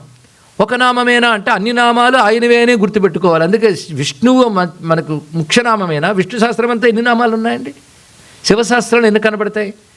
ఇలా మనం పరిశీలిస్తే ఒకటే పరమాత్మ, ఆయన విభిన్న రీతులతో ఉపాసన చేస్తున్నాం. అది వాళ్ళ ప్రీతి వద్ద ఒక రూపం తెలుసుకున్నా మిగిలినవి దానికి వేరు కాదు అని గ్రహించారు ఇక్కడ. అందుకే విష్ణు భక్తుడు ఎవడంటే, శివుల్లో కూడా విష్ణువుని చూడగలిగితే వాడు వైష్ణవుడు, విష్ణువులో కూడా శివుడిని చూడగలిగితే వాడు నిజమైన శైవుడు అండి. ఇక్కడ ఈ భావం తెలుసుకోవాలి. ఎందుకంటే నామాలు రెండు ఒకడవైనప్పుడు రూపాలు రెండు ఒకటివి కావా, ఇది గ్రహించితే సరిపోతుంది ఇక్కడ. ఇలా మనం భావన చేస్తూ ఉంటే ఇప్పుడు ఆ తత్వాన్ని రాముడుగా, కృష్ణుడిగా ఎలా ఉపాసన చేస్తాం? శివ అంటాం. ఆ శివ అన్నప్పుడు కొన్ని విషయములు మనం తెలుసుకునే ప్రయత్నం చేస్తున్నాం. అది శివలీల. లీల అనే మాట వచ్చింది. లీల అన్నప్పుడు కృష్ణలీల ఉంది, రామలీల ఉంది, విష్ణులీల ఉంది, దేవీలీల ఉంది, శివలీల ఉంది. ఇన్ని లీలలా అంటే నిజమే, అన్ని లీలలు ఎప్పుడు అనేకమే ఉంటాయి. కనుక భగవంతుడి విషయంలో చెప్పుకోవాల్సిన రెండు అంశములు ఉంటాయి, తత్వము, లీల. ఇది బాగా గుర్తుపెట్టుకోండి, తత్వము, లీల. తత్వం అనే మాటకి యాథార్థ్యం తత్వం. ఉన్నదున్నట్టు చెప్పుకోవాలంటే తత్వం అంటే పరమాత్మ ఉన్నదున్నట్టు చెప్పుకోవాలంటే ఆయన అసలవడు. అసలవుడు అనగానే సత్రూపుడు, చిద్రూపుడు, ఆనందరూపుడు. సచ్చిత్ ఆనంద అంటే ఎప్పుడు ఉండేవాడు, జ్ఞానస్వరూపుడు, ఆనందమే తానైన వాడేవాడు అతను పరమాత్మ. ఇది అందరూ ఒప్పుకుంటారు కదండి. సత్, చిత్తు, ఆనందం. ఆయన సర్వజ్ఞుడు, సర్వవ్యాపకుడు, సర్వశక్తిమంతుడు, సర్వాంతర్యామి. ఇదంతా ఒకరికే అట్రిబ్యూట్స్ ఇవన్నీ కూడా. కానీ ఇవన్నీ ఎవడో వాడు పరమాత్మని తత్వం. ఇది ఎప్పుడూ మారదు. మీరు సర్వజ్ఞుడు, సర్వశక్తిమంతుడు అనేది సృష్టితో కలిపి చెప్తున్నారు. ఇది కొంచెం ఆలోచించండి. ఇక్కడ సృష్టిలో అన్నీ తెలిసినవాడు ఆయన. జ్ఞానమే ఆయన స్వరూపం కనుక ఎలాగూ సర్వజ్ఞుడే. దేన్ని నిర్వహించగలడు కనుక సర్వశక్తిమంతుడు. కనుక మీరు ఎలాగ చెప్తున్నారు? సృష్టితో రిలేట్ చేస్తే అని చెప్తున్నారు ఇక్కడ. సృష్టితో రిలేట్ చేయకుండా ఆయన చెప్పండి, అది తత్వం. సృష్టితో రిలేట్ చేయకుండా చెప్పడం అంటే సత్, చిత్, ఆనందం, శుద్ధం. అది విశ్వం వచ్చినప్పుడు విశ్వవ్యాపకుడు ఇవన్నీ మాట్లాడుతున్నాం. విశ్వం రాకముందు సచ్చిదానంద. ఈ సచ్చిదానంద అనేది తత్వం అంటారండి ఇక్కడ. లీల అంటే ఆ పరమాత్మ చేసిన పనులు అని అర్థం. ఇక్కడ ఈశ్వర చేష్ట లీల అంటే అర్థం. అంతేకాని మనం ఏవో పనులు చేసి నా లీలలు అని పుస్తకం రాస్తే సరిపోదు. ఇక్కడ మనం లీలలు కావు. లీలలు అనేది కేవలం ఈశ్వర చేష్ట, పరమేశ్వర చేష్టని లీల అనాలి. కనుక లీల ఎప్పుడు వస్తుందంటే ఆయన సృష్టి స్థితులు చేశాడు అనగానే లీల వచ్చింది, అప్పుడు ఎంటర్ అయింది లీల. ఈ రహస్యాన్ని మన బాదరాయణ బ్రహ్మసూత్రాల్లో లోకవత్తు లీలా కైవల్యం అని ఒక మాటలో చెప్పేశారండి. లోకమంతా లీలయే అన్నాడు. జగమంతా ఈశ్వర లీల. లీలలు ఎప్పుడు చేశాడు? సృష్టి స్థితులయ ప్రపంచాన్ని నడపడం లీల ఎప్పుడు చేస్తాడు ఆయన? ఎప్పుడూ చేస్తాడు. సృష్టి ఉన్నంతసేపు ఆయన లీల ఉంది. కానీ ఈశ్వర లీల కొత్తగా ఎప్పుడూ చేసింది కాదు, నిత్యం జరుగుతూనే ఉన్నది ఈశ్వర లీల. ఈశ్వర లీల ప్రధానంగా అనేక రూపాలతో ఉంటుంది. అయితే ప్రధానంగా మనం చెప్తే సృష్టి, స్థితి, లయలు మూడు మాట్లాడుతుండే. ఎప్పుడు మాట్లాడినా సృష్టి స్థితిలో ఒడే పరమాత్మ చేస్తున్నాడు కనుక ఈ మూడింట్లో ఏదైనా ఒక్క పరమాత్మ యొక్క కృత్యమే. అది గుర్తుపెట్టుకోవాలి. ఈ మూడింటి గురించి మాట్లాడేటప్పుడు మనం సృష్టిలో ఒక వస్తువు ఉండడం చూస్తాం, అది కొంతకాలం ఉండడం చూస్తాం, తర్వాత లయం అవ్వడం చూస్తుంటాం. ఇది ఎప్పుడో సృష్టికి ఆరంభంలో, సృష్టి మధ్యలో, సృష్టి చివరిలో జరగదు. ప్రతి క్షణంలో జరుగుతుంది, ప్రతి కణంలో జరుగుతుంది. ప్రతి కణంలో అంటే in every subatomic matter also, ప్రతి చిన్న పరమాణువులో కూడా జరుగుతూనే ఉంటుంది. ప్రతి అణువులో ఒక చైతన్యం తిరుగుతుందా లేదా? నిత్యం రిథమిక్ పల్సేషన్స్ అన్నారు ఇక్కడ దాన్ని. సృష్టి, స్థితి, లయ ఇది ప్రతి క్షణం జరుగుతుందండి. ఇవాళ పొద్దున్న లేచి వాడు సాయంత్రం వరకు సృష్టి జరగలే. ప్రతి క్షణంలో జరుగుతూనే ఉంటుంది. కనుక సృష్టి ఒకప్పుడు పని, లయ ఒకప్పుడు కనుక కాదు, ప్రతి క్షణం జరుగుతూ ఉంటాయి ఇక్కడ. కనుక ప్రతి క్షణం జరుగుతున్నాయి, ప్రతి కణంలో జరుగుతుంది. అంటే ప్రతి కణంలో పరమాత్మ ఉంటేనే జరుగుతుంది ఈ 3 పనులు. అసలు ఈ 3 అసలైన పనులు అండి. ఇక్కడ ఈ 3 పనులు చేసేవాడు ఒకడే. ఆ 3 పనులు చేసేవాడు మీరు శివ అన్నా, విష్ణు అన్నా, బ్రహ్మ అన్నా, ఇంకే పేరుతో పిలిచినా ఆయనే. కనుక మనం ఆరాధించేది సృష్టి స్థితిలయ కారకుడైన వాడిని అంటున్నాం ఇక్కడ. ఆయన మన శివ అనుకున్నాం ఇప్పుడు, అంతే కదా. ఆయన విష్ణు అయింది. ఇప్పుడు శివ అని పేరు పెడితే ఇవి ఆయన లీల. అంటే శివలీల అంటే విశ్వం నడపడం ఈశ్వరలీల మొదటిది. అందుకే జగత్తంతా ఏమిటంటే ఈశ్వరలీల. ఇది సమాధానం చెప్పుకోవాలి ఇక్కడ. ఇంతకు మించి మరేం కాదు. ఇది ఎందుకు జరిగింది, ఇది ఎందుకు జరిగింది అని ప్రశ్న వేస్తే ఎక్కడో దగ్గర ఆగదు మనది. ఇంకా వాదించలేక ఆగిపోవాలి తప్ప దానికి అంతు పొంతు లేదు. అవునా లేదా చెప్పండి. ఇక్కడ అంతు పొంతు లేదు. ఎక్కడంటే ఏం చెప్తాం, ఒక్కటి ఆన్సర్ ఆఖరికి అంతా ఈశ్వరలీల, అంతే. అదే సమాధానం. కనుక ఇవన్నీ ఈశ్వరలీలే. ఇది తెలుసుకునేటప్పటికి ఆయువులైపోతుంటాయి. ఇక్కడ అంతా ఈశ్వరలీల అని తెలుసుకున్నవాడు నిశ్చింతగా ఉంటాడు. ఇక్కడ తన ధర్మం తాను చేసుకుంటూ వెళుతూ ఉంటాడు. ఇక్కడ అయితే ఈ లీల నిత్యలీల, ఈశ్వరలీల. ఇది కాకుండా మరొక లీల ఉంది. ఈశ్వరుడు భక్తులను అనుగ్రహించడం కోసం వివిధ సందర్భాల్లో తనను ఒక దివ్య రూపంతో ప్రకటించుకుంటాడు. ఒక దివ్యమైన కృత్యాన్ని చేస్తాడు. ఆ లీలల్ని మనం పురాణాల్లో పరమాత్మ యొక్క గాథలుగా చెప్తూ ఉంటాయి. ఇక్కడ అదే రామ, కృష్ణ ఇత్యాది రూపాలతో. అలా శివుడు ఒక మృత్యుంజయుడిగా ప్రకటింపబడ్డం, ఒక మహాలింగంగా ఆవిర్భవించడం, అదేవిధంగా విషాన్ని నిగ్రహించడం, గంగని బంధించడం, మార్కండేయాది భక్తులను అనుగ్రహించడం, అలాగే తాను ఒక దివ్య రూపం ధరించి తన శక్తి అయిన అమ్మవారు మరొక రూపం ధరించినట్లు చేసి ఆమె ఈయన కోసం తపస్సు చేయడం, ఈయన ఆవిడ కోసం తపస్సు చేయడం, వాళ్ళిద్దరూ వివాహం చేసుకోవడం, ఇది కూడా లీలే. దానికి లీలా అని ఎందుకు పేరు పెట్టారయ్యా? ఇంకోటి అనకుండా కర్మ అనొచ్చు కదా అంటే కర్మలు మనకి, ఆయనకి లీలనే అనాలి ఇక్కడ. ఎందుకంటే మనం చేతులారా చేసుకున్నాం, తప్పనిసరి అనుభవిస్తాం. ఈశ్వరుడు చేతులారా చేయడానికి అవసరమే లేదు. కర్మ ఫలానుభవము లేదు, కర్మ లేదు, రెండూ లేవు ఆయనకి. కానీ లీలగా లోకానుగ్రహం కోసం చేస్తున్నాడు ఇక్కడ. అందుకే దానికి లీల ఎందుకన్నాడు? తన కోసం చేయుడు, విశ్వం కోసమే చేస్తాడు. రెండవది సంపూర్ణ జ్ఞానంతో చేస్తాడు, వాటికి అంటుకోకుండా చేస్తాడు. ఎలాగైనా చేయగలడు ఆయన, సర్వసమర్థుడు. అందుకు ఇన్ని కలిగిన చేష్టని లీల అన్నాం. ఇప్పుడు లీల అర్థమే కదా. ఇప్పుడు ఏ లీల చెప్పుకుంటాం మనం? విశ్వంలో నడిపే లీల చూస్తూనే ఉన్నాం. మనం ఇప్పుడు చెప్పుకునేవి పురాణాదుల్లో వర్ణించిన ఈశ్వరుని యొక్క లీలలు మనం చెప్పుకోబోతున్నాం. ఈ లీలలు వినడం వల్ల ఏం కలుగుతుంది? అది కూడా, అది లీలలు విన్నా ఏమవుతుంది అంటే వింటున్నంతసేపు మన మనస్సు పరమాత్మతో అనుసంధానం అవుతుందండి. అది చాలు. మనం ప్లగ్ పాయింట్లోని ప్లగ్ దూర్చాక ఏమవుతుంది? ఈ ఎనర్జీ లోపలికి వస్తుంది, అంతే కదా ఇక్కడ. అలాగే పరమాత్మతో మనస్సు అనుసంధానంగానే ఆ పరమేశ్వరుని శక్తి అంతా మన మనస్సులో ప్రసరిస్తుంది. అది ప్రసరించడం వల్ల మనలో ఉన్న అజ్ఞానము, ఇతర దౌర్భాగ్యాలన్నీ తొలగిపోతాయి. అది ముందు జరిగేది. రెండవది ఏమిటంటే, ఓ ఇది ధర్మము, ఇది అధర్మము, ఇలాంటివి తెలిసి ధర్మబద్ధంగా ఉండడానికి ప్రయత్నిస్తాం, అధర్మాన్ని విడిచిపెట్టడానికి ప్రయత్నిస్తాం. ఇది రెండవ ప్రయోజనం. లీలలు వినడం వల్ల ప్రయోజనాలు చెప్తున్నా చూడండి. మూడవది ఏమిటంటే, ఆ పరమాత్మ ప్రేమ పెరుగుతుంది. అది అసలు ప్రయోజనం. దాన్ని భక్తి అంటాం. అంటే ధర్మం ఏంటో అధర్మం ఏంటో మనకు తెలియాలి. తర్వాత పరమాత్మపై ప్రేమ పెరగాలి. ఇక్కడ ఆ ప్రేమ భక్తిగా వృద్ధి చెందాలి. చెందగా క్రమక్రమంగా పరమాత్మ జ్ఞానం లభిస్తుంది. ఇక్కడ జ్ఞానం అంటే ఇక్కడ అనుభవం అని అర్థంలో చెప్పాం. భక్తి జ్ఞానం నిజానికి భేదం లేదు. భక్తి పండిపోతే జ్ఞానం అవుతుంది. పండిపోయిన భక్తి జ్ఞానం, పండని భక్తి కేవలం భక్తి. కానీ భక్తి పండిపోతే పరమాత్మ తప్ప మరొకట్లేదు. ఇందాక చెప్పినట్టు అణువు మొదలు బ్రహ్మాండం వరకు పరమాత్మ లేలే అన్నప్పుడు క్రమంగా అణువు బ్రహ్మాండం అంతా పరమాత్మ అని తెలుస్తూ ఎవడైతే ఈ మాట అంటున్నాడో వాళ్ళు కూడా పరమాత్మ ఉన్నాడు. అవునా లేదా? అంతా భగవంతుడేనండి అంటే మరి తమరెవరండి? తమరిలోనూ ఆయన లేలే కదా. కానీ అంతా ఆయనే అని తెలిసినప్పుడు మన అహంకారాలను అణిగిపోతున్నాయి. ఆ బ్రహ్మములో ఐక్యమైపోతున్నాయి. ఆ బ్రహ్మమే మిగులుతుంది, పరమాత్మ మాత్రమే. అది జ్ఞానం. అది మనకు చివరికి ఐక్యం చేస్తుంది. ఐక్యమే ముక్తి అవుతున్నది. ఇప్పుడు ఎన్ని చెప్పుకున్న స్టెప్స్ లీల వినడం వల్ల ముందుకు దివ్య శక్తి మనలో ప్రసరిస్తుంది. అందుకు ఎలా విన్నా సరే ఒక గ్రేట్ ఎనర్జీ వస్తుందని. నాకు వీటి మీద ఇంట్రెస్ట్ లేదు కానీ ఇది మా ఆవిడ రమ్మందని వచ్చానండి అని కొందరు అంటూ ఉంటారు. అయినా పర్వాలేదు, వాళ్ళకి వచ్చేస్తుంది. ఏం చేస్తాం? ఇష్టం ఉండి మునిగిపోయినా, ఇష్టం లేకుండా మునిగినా గంగ తడుపుతుంది కదండి. భగవద్లీల అంతే. ఎలా విన్నా దాని శక్తి చూపించేస్తుంది. ముందు శక్తి లోపలికి వచ్చేసాక మనసు కొంత ప్యూర్ అవుతుంది.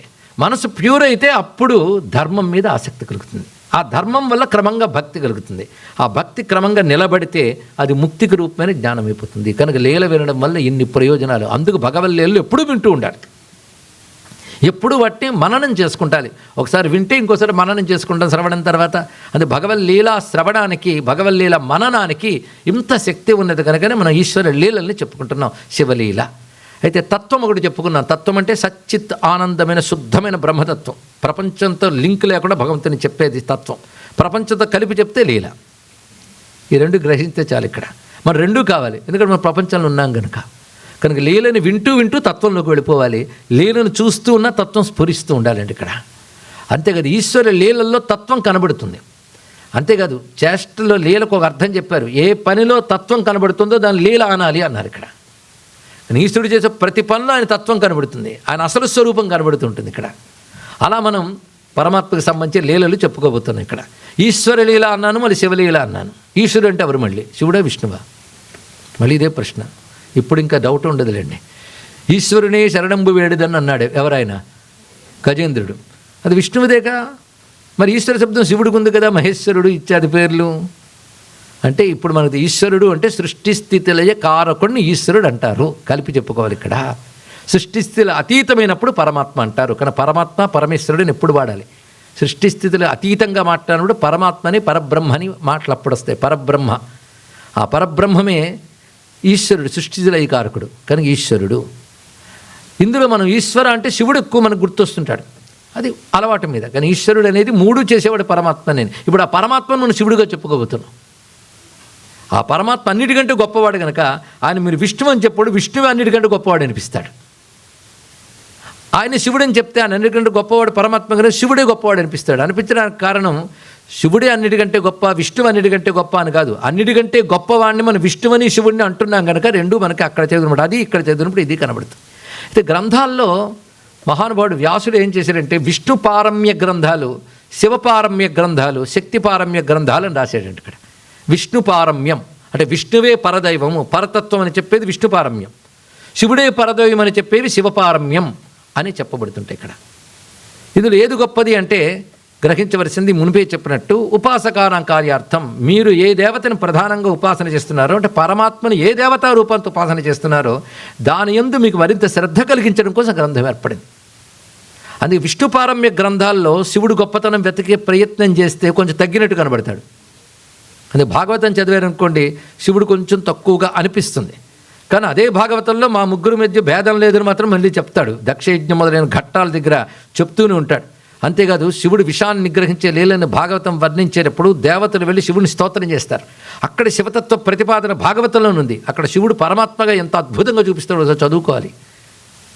ముందు అక్కడ వాటిలోనూ చూపిస్తాడు కానీ విష్ణు పారమ్యం అందులో కనబడుతుంది. శివుడు తగ్గినట్టు కనబడతాడు. అలాగే శివ గ్రంథాల్లో మీరు చదివితే శివుడు ప్రధానం కనబడి విష్ణువు తగ్గినట్టు కనబడతాడు.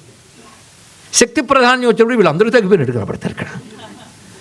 అందుకు ఒక ఆయన అది పురాణాలన్నీ అంటే నీకు చదవడం చేత కాదు, నేను దానికి సంప్రదాయం ఉంది. అందుకే సంప్రదాయం తెలియాలి. సంప్రదాయం తెలిసి చేస్తే ఒకటి ఎక్కువ చెప్పకూడదు, తక్కువ చెప్పడం అన్నప్పుడు నీకు అందరూ శ్రద్ధ కలిగించడం ప్రధానం కానీ దీన్ని తక్కువ చేయడం ప్రధానం కాదని ఒక సూత్రాన్ని చెప్పారు పెద్దలు. నహి నిందాన్యాయం అంటారు దీన్ని. నహి నిందాన్యాయం అంటే దాన్ని నిందించడం ఇక్కడ ఉద్దేశం కాదు, దీని ప్రశస్తి చెప్పడం.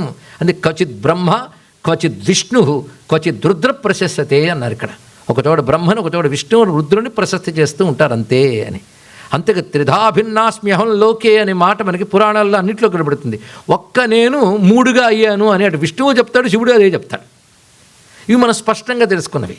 అయితే కథ చెప్పేటప్పుడు కొంచెం మనం సంయమనంతో వింటే మనకే సందేహం తీరిపోతుందండి. ఆ సంయమనమే తక్కువ అయిపోయింది మనకి. అయితే ఈ పొరపాట్లు అనేటువంటి కాలక్రమంలో ఒక దాని మీద భక్తి పెరిగిపోతూ ఉంటే ఇది తప్ప మరొకటి లేదనే మాట సహజంగా వస్తుంది. మనకు కూడా ఒక పూట భోజనం చేసినప్పుడు తిన్నామనుకుంటే ఇలాంటి భోజనం నభూతో నభవిష్యత్ అండి అంటాడు వీడు. ఒక భోజనం చేస్తే నభూతో నభవిష్యత్, ఇంతవరకు తినలేదు ఇవి తినట్ట. అదేమిటంటే ఆ తిన్నప్పుడు కలిగిన ఆనందం యొక్క ఉద్రేకం అండి. అలా భక్తి ఉద్రేకంలో కూడా ఈయనే దేవుడు మిగిలిన కారణం ఒక్కొక్కప్పుడు వచ్చేస్తాయి. పెద్దవాళ్ళు కూడా అలా మాటలు అంటారు. అది శాస్త్రం పట్టుకుని వేలాడకుండా అది వాళ్ళ అభిమానంతో అన్నమాట అని తెలుసుకోవాలి. దాన్నే నగినిందాన్యాయం అంటారు. ఇది ఎప్పుడు గుర్తుపెట్టుకుంటే చాలు ఇక్కడ. అందుకే మనకు కావలసిన ఒక సూత్రం ఉంది. ఇవి మనం చెప్పే దేవతలు వేద ప్రతిపాద్యమైన దేవతలవునా కదా, ఇది చూడండి ఇక్కడ. అని ఎవడి మీరు చెప్పినట్టు అన్నీ ఒకటే కదా అని మేము కొత్త దేవుడిని తెచ్చుకున్నాం, కొత్త గుడి కట్టాం, కొత్త పేరు తీసుకొచ్చాం, కొత్త పారాయణ మొదలెట్టాం, ఆయనకు కొత్త రోజు కేటాయించామని తయారయ్యాయి కొత్త మతాలు మనకి. అవి ఇదివరకు మన తాత ముత్తాతలు తెలియని మతాలు. బాధాకరం ఏంటంటే అవన్నీ తెచ్చుకుని హిందూ ధర్మంలో కలిపేస్తాం. అది బాధాకరమైన అంశం ఇక్కడ. ఇదొకటి అన్ని చెత్తని ఇందులోనే వేసివచ్చు. ఎవడు పెడితే వాడు గురువు అయిపోవచ్చు, ఏది పెడితే శాస్త్రం అయిపోవచ్చు. బాధాకరమైన అంశం అండి.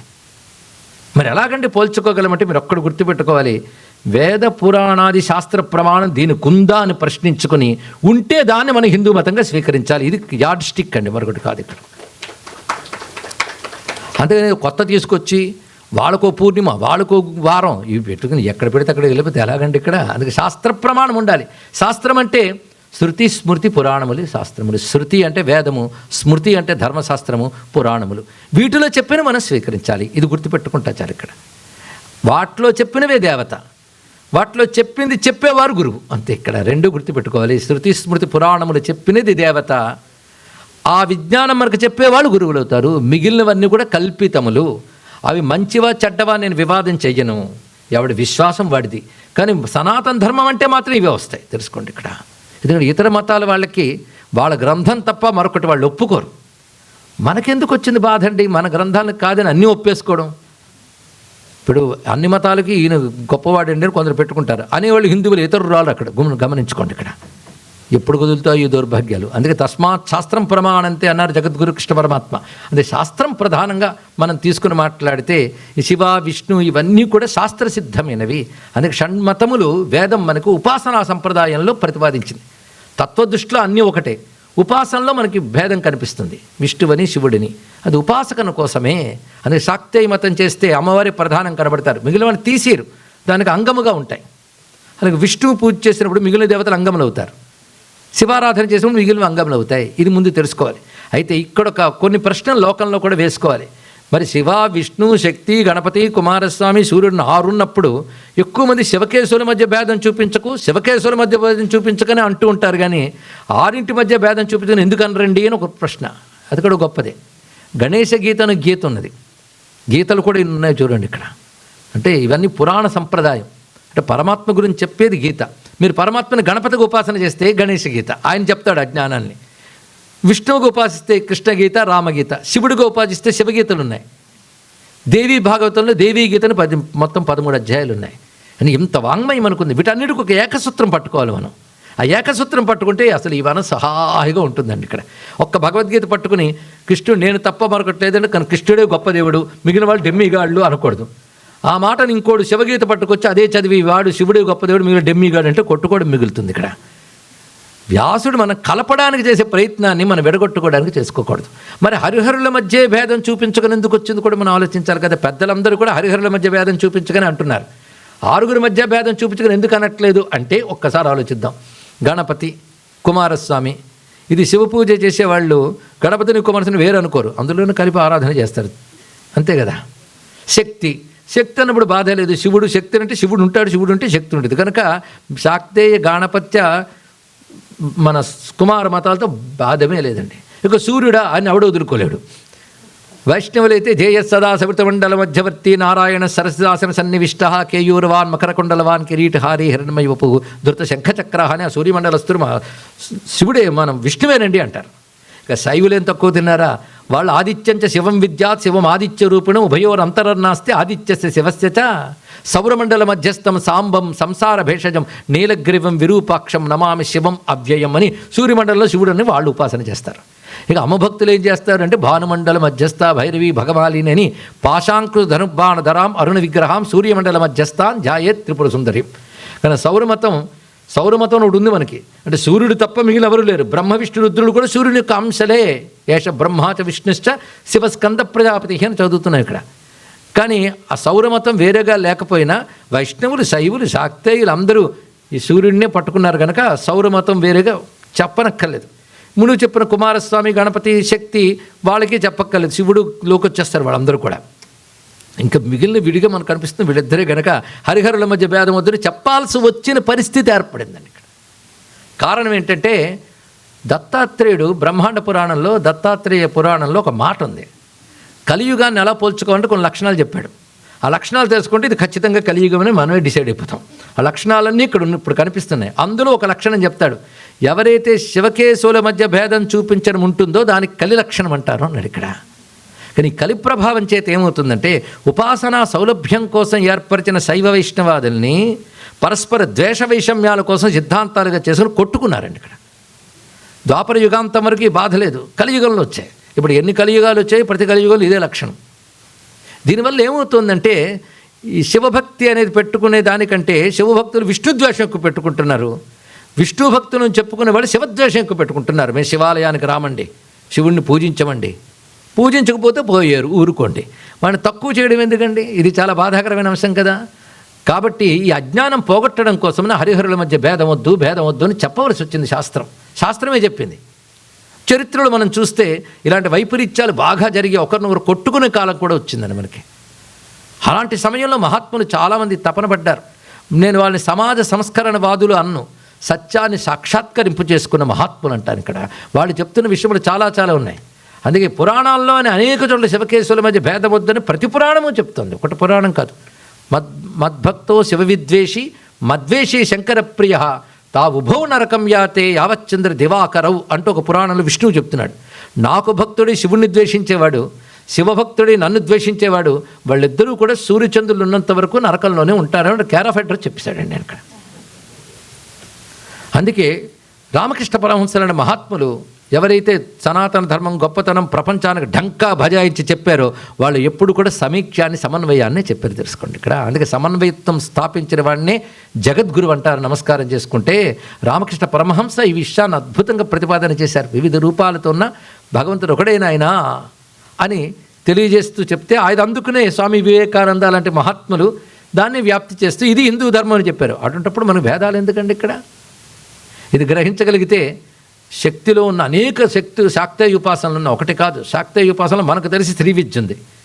ఇంకా మన అస్సాం బెంగాల్ అటు ప్రాంతాలకి ఉత్కళ దేశం వెళితే కాళీ మొదలైన ఉపాసనలు ఉన్నాయి. తత్వం తెలిస్తే అవన్నీ ఒకటే. నిజానికి ఒక్కొక్క చోట ఒక్కొక్క విధంగా ఆ తల్లిని దుర్గగా లక్ష్మిగా సరస్వతిగా ఆరాధన చేస్తున్నాం ఇక్కడ. అలా భిన్న సంప్రదాయాలు మనకు గోచరిస్తుంటే భారతదేశం అంతా కూడా సూర్యుడు గణపతి అన్నది ఒక్కటే అని హరిహర భేదం కూడదు. అందుకే హరిహర గుడి మారిన తప్ప పేరు మారలే, అంతే కదా.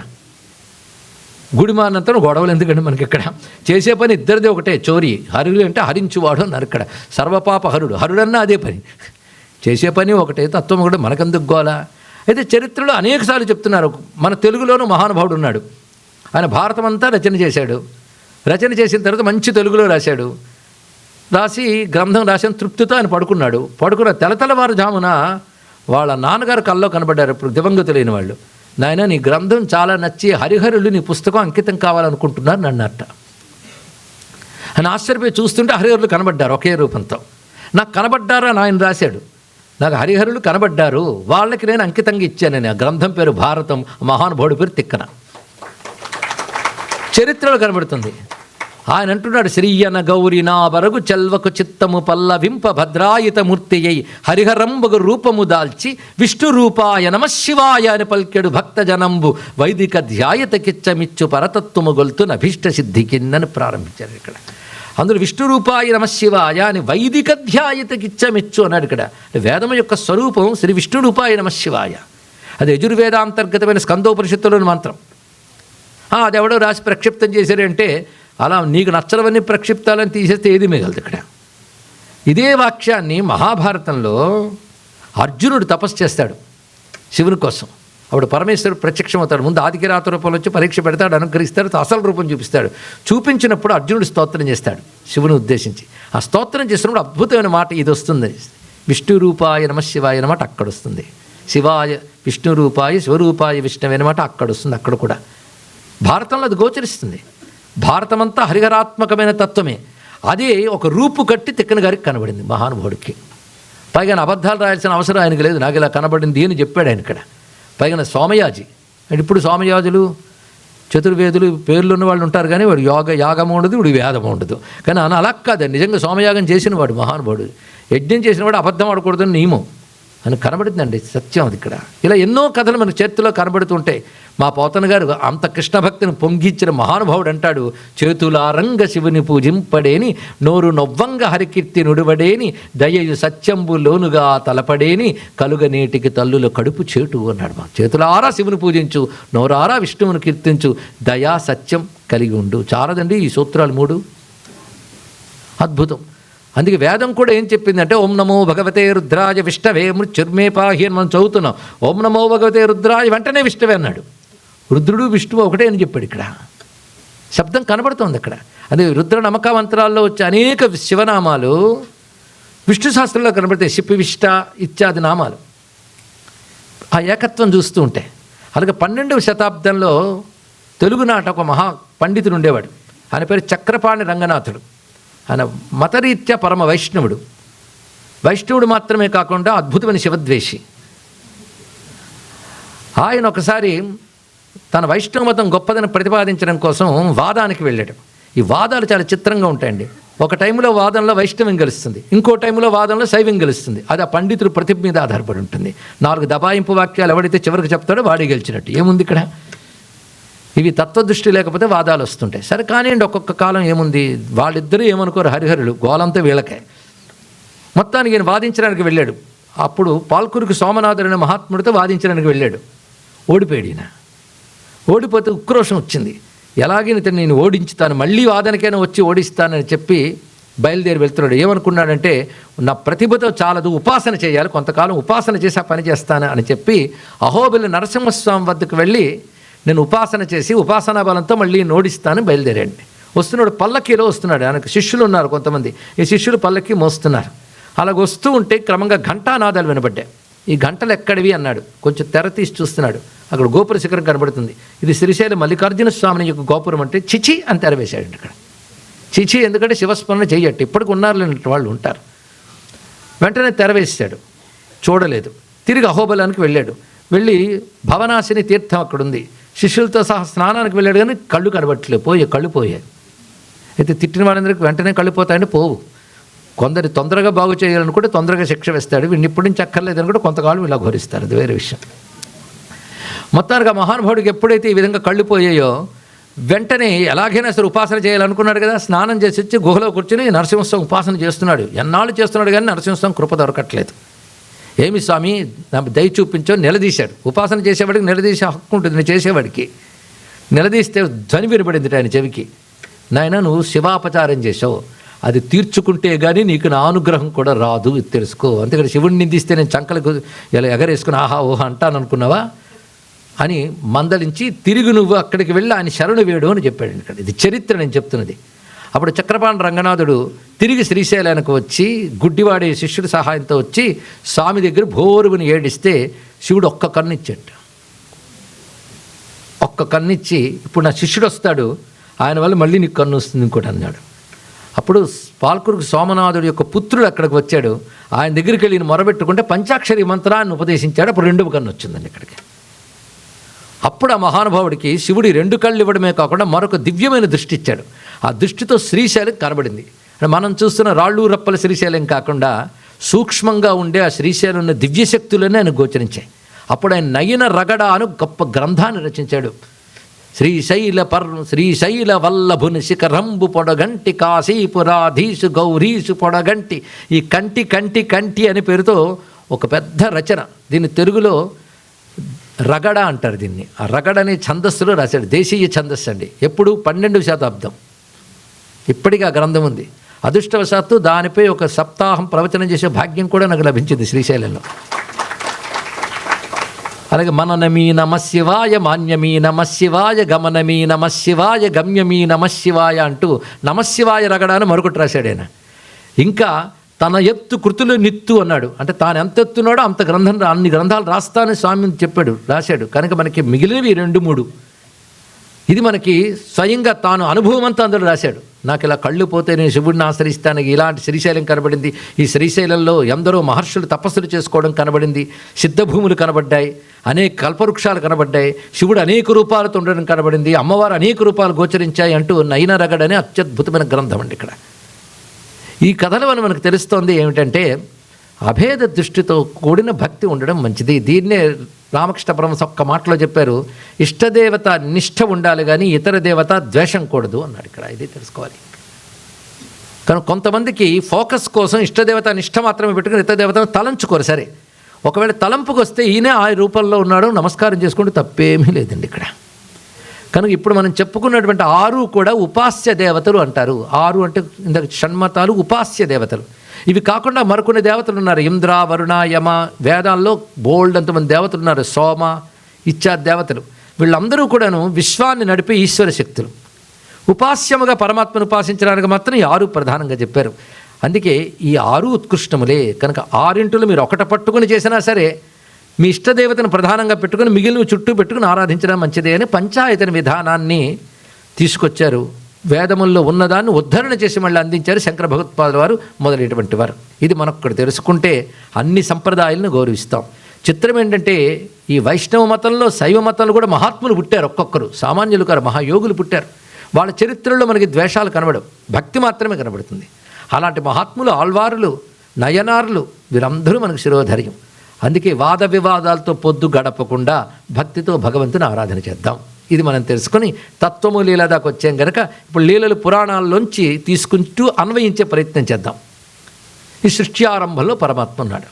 సృష్టి చెయ్యాలని సంకల్పం కలిగినప్పుడు జరుగుతున్నది ఏంటంటే ముందుగా నారాయణుడుగా ఆయన ఒక ఆదిశేషుని తల్పంపై సాక్షాత్కరించి తన నాభీ కమలం నుంచి బ్రహ్మదేవుని ఉత్పన్నం చేశాడు.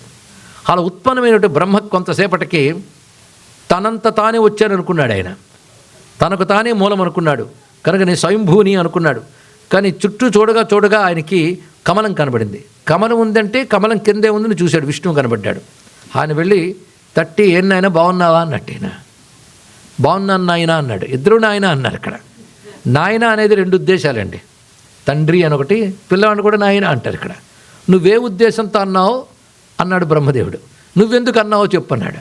నువ్వు చిన్నపిల్లాడు నా తర్వాత కనబడగా నాయన అంటే నేను అందుకే అన్నాడు. ఇక్కడ ఇప్పుడు ఎవరు నాయన?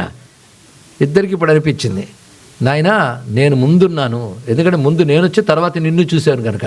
తప్పునైనా నన్ను చూసాక నేను తర్వాత అనుకోకు, నీకంటే ముందు నేనున్నాను, నీకంటే శక్తిమంతుడిని నేను అనగానే ఇద్దరి మధ్య వాద వివాదాలు వచ్చి ఎవరు శక్తిమంతులు అనే వాదం రాగా క్రమంగా వారు ఉభయులు అప్పుడప్పుడే సృష్టి ఏర్పడుతున్న దశలో వారిద్దరి యొక్క ఇటు వైష్ణవాస్త్ర బ్రహ్మాస్త్రాల ప్రభావాలకి అకాల ప్రళయం రాబోతుంటే అప్పుడే వచ్చిన దేవతలు ఏమిట్రా దిక్కును ప్రార్థన చేస్తూ ఉంటే వారి నడుమ ఒక మహాగ్నిలింగం ఆవిర్భవించింది. ఇది చాలామందికి ఈ కథ తెలిసిన కథనే ఎలా తెలుసుకోవాలో చెప్పడం కూడా మొదలుపెట్టాం. ఇది శివలీలల్లో మనం ప్రథమ లీల అనొచ్చు. ఇక్కడ ఇంకొకటి వింటున్న శ్రోతలకి చివరి వరకు ఎన్ని శివమూర్తులు చెప్పుకున్నాం, ఎన్ని శివలీలల్లో ఎన్ని మూర్తులు శివమూర్తులు చెప్పామో చివరికి అడుగుతాను, ఎంతమంది చెప్తారో చూస్తాం.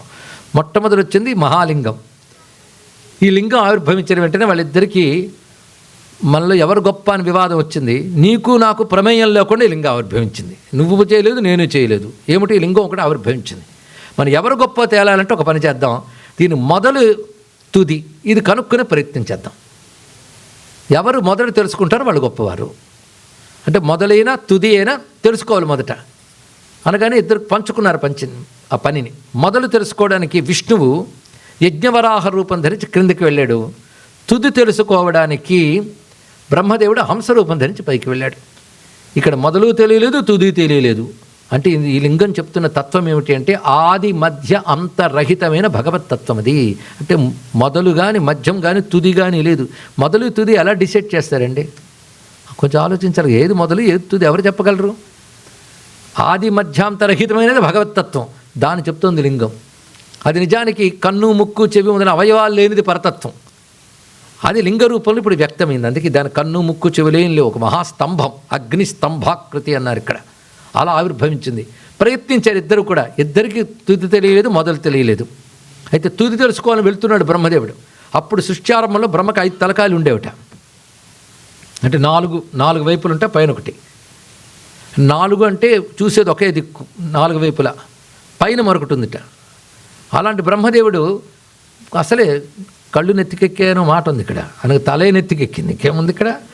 మొత్తానికి వెళుతున్న వాడికి ఏమనిపించిందంటే ఒక చిలిపి ఆలోచన వచ్చింది ఇక్కడ. నాకు తుది తెలియలేదు, ఆయన మొదలు తెలిసి ఉండదు, సందేహం లేదు. తుది చూసేన్న అబద్ధం ఆడుతా, ఎవడు చూడొచ్చాడు అంతే కదా. ఒక ఆయన అన్నట్టు అదిగో 2 కోట్ల నక్షత్రాలు ఉన్నాయి ఆకాశం అంటే నేను నమ్మనన్నాడు ఒక ఆయన. అయితే లెక్క పెట్టుకున్నట్టు ఇక్కడ ఎవడు చెప్పగలండి వీటికి. అందుకే నేను చూశానని చెప్పేస్తాను ఆయనకి. సాక్ష్యం అడుగుతాడు కదా, ఏదైనా దొరక్కపోదా అని చూసేట. చూస్తూ ఉంటే ఒక మొగలి పువ్వు కింద పడుతుంది. నువ్వు కింద పడుతున్నావంటే పైనుంచి కదా పడ్డావు. కనుక ఈ లింగమో ఏదో స్తంభం, దీనిపైన ఎక్కడి నుంచో పడి ఉంటావు కనుక నువ్వు తప్పకుండా తుది చూస్తుంటావు అంటే నేను చూడలేదు అంత ఇక్కడ. ఈ పురాణంలో ఒక అద్భుతమైన కథ ఉంది, ఒక అద్భుతమైన జ్ఞానం ఉందండి ఈ కథలో. సరే నువ్వు ఒక పని చెయ్యు, నేను తుది చూసి నేను తెచ్చాను అబద్ధం ఆడతాను, నువ్వు ఒప్పేసుకో అన్నాడు. ఏదో 5 తలకాయలు ఆయన పెద్ద అని చెప్తున్నాడు. సరే కానీ అన్నది ఇక్కడ. ఈమెను సాక్ష్యంగా తీసుకుని విష్ణువుని పిలిచాడు. నీకు మొదలు కనబడిందా అన్నాడు. లేదన్నాడు. నాకు తుది కనబడిపోయింది అన్నాడు ఇక్కడ. అయితే నువ్వే గొప్పవాడివి అంటున్నాడు ఇక్కడ. ఈ సమయంలో ఒక అద్భుతం జరిగింది. ఈ చూస్తున్న అగ్నిస్తంభం ఏమనుకున్నారంటే ఇదొక అగ్ని, మేమేం చేసినా దీనికి తెలియదు అనుకున్నాడు బ్రహ్మదేవుడు. కానీ అది పరమేశ్వరుడు, ఆయన సర్వసాక్షి, ఆయన కన్నులక్కర్లే అన్నీ చూస్తాడు, చెవులక్కర్లేదు అన్నీ వింటాడని ఉపనిషత్తులో మంత్రం ఉంది. శృణోతి అకర్ణ పశ్యతి అచక్షు అని. అలాంటి వాడు ఆయన గమనించడు. మనం ఇక్కడ దీపం పెట్టుకుని అబద్ధాలు ఆడుతుంటాం, దీపమే కదా అదేం చూసిందని. అలాంటిది కాదు ఇది. ఇక్కడ ఈశ్వరుడు అన్నిటి సాక్షి. ఆయన ఆ మహాలింగంలోంచి ఒక అద్భుతమైన మూర్తి బయటకు వచ్చిందండి. ఆ మూర్తి ఎలా ఉన్నదో ఇప్పుడు శివుని యొక్క రెండవ మూర్తి 5 ముఖాలతోనూ 10 చేతులతోనూ శివుని యొక్క మూర్తి ప్రత్యక్షమైంది. శాంతం పద్మాసనస్థం శశిధరమకుటం పంచవక్తం త్రినేత్రం శూలం వజ్రం చ ఖడ్గం పరశుమభేదం దక్షభాగే వహంతం నాగం పాసంచ ఘంటాం ప్రళయహుతముఖం సాంకుశం వామభాగే నానాలంకారయుక్తం స్ఫటికమణినిభం పార్వతీశం నమామి అంటాం కదా. 5 ముఖాలతో వచ్చాడు. ఇది బాగా గుర్తుపెట్టుకోవాలి. ఈ స్వరూపం శివుని ఆకారంతో వచ్చిన మొదటి రూపం పంచముఖాలు. అందుకే మన ధ్యాన శ్లోకాలు రుద్రాభిషేకం చేసినప్పుడు కూడా త్రినేత్రం పంచవక్తరకం అంటాం. స్వరూపం ఎలా ఉంది అంటే తెల్లగా ఉన్నాడు శివుడు. తెల్లగా ఉండడం ఏంటంటే స్ఫటిక సంకాసం. ఏ వర్ణం లేనివాడంటే గుణాలకు అతీతమైన స్థితి అది. ఇక్కడ ఎందుకంటే తమోగుణం రంగు నలుపు, రజోగుణం రంగు ఎరుపు, సత్వగుణం రంగు తెలుపు. ఇది శుద్ధ స్ఫటికం, 3 పైన అలా ఉన్నాడు. 5 ముఖాలతో ఉన్నాడు ఇక్కడ. 5 ముఖాలు కూడాను 4 దిక్కులు చూస్తూ పైన ఒక వదనంతో ఉన్నాడు ఆయన. 5 ముఖాలతో. దీని పంచబ్రహ్మలు అంటారు. ఒక్కొక్క వదనానికి ఒక్కొక్క పేరు ఉంది. సజ్జోజాత వామదేవ అఘోర తత్పురుష ఈశాన.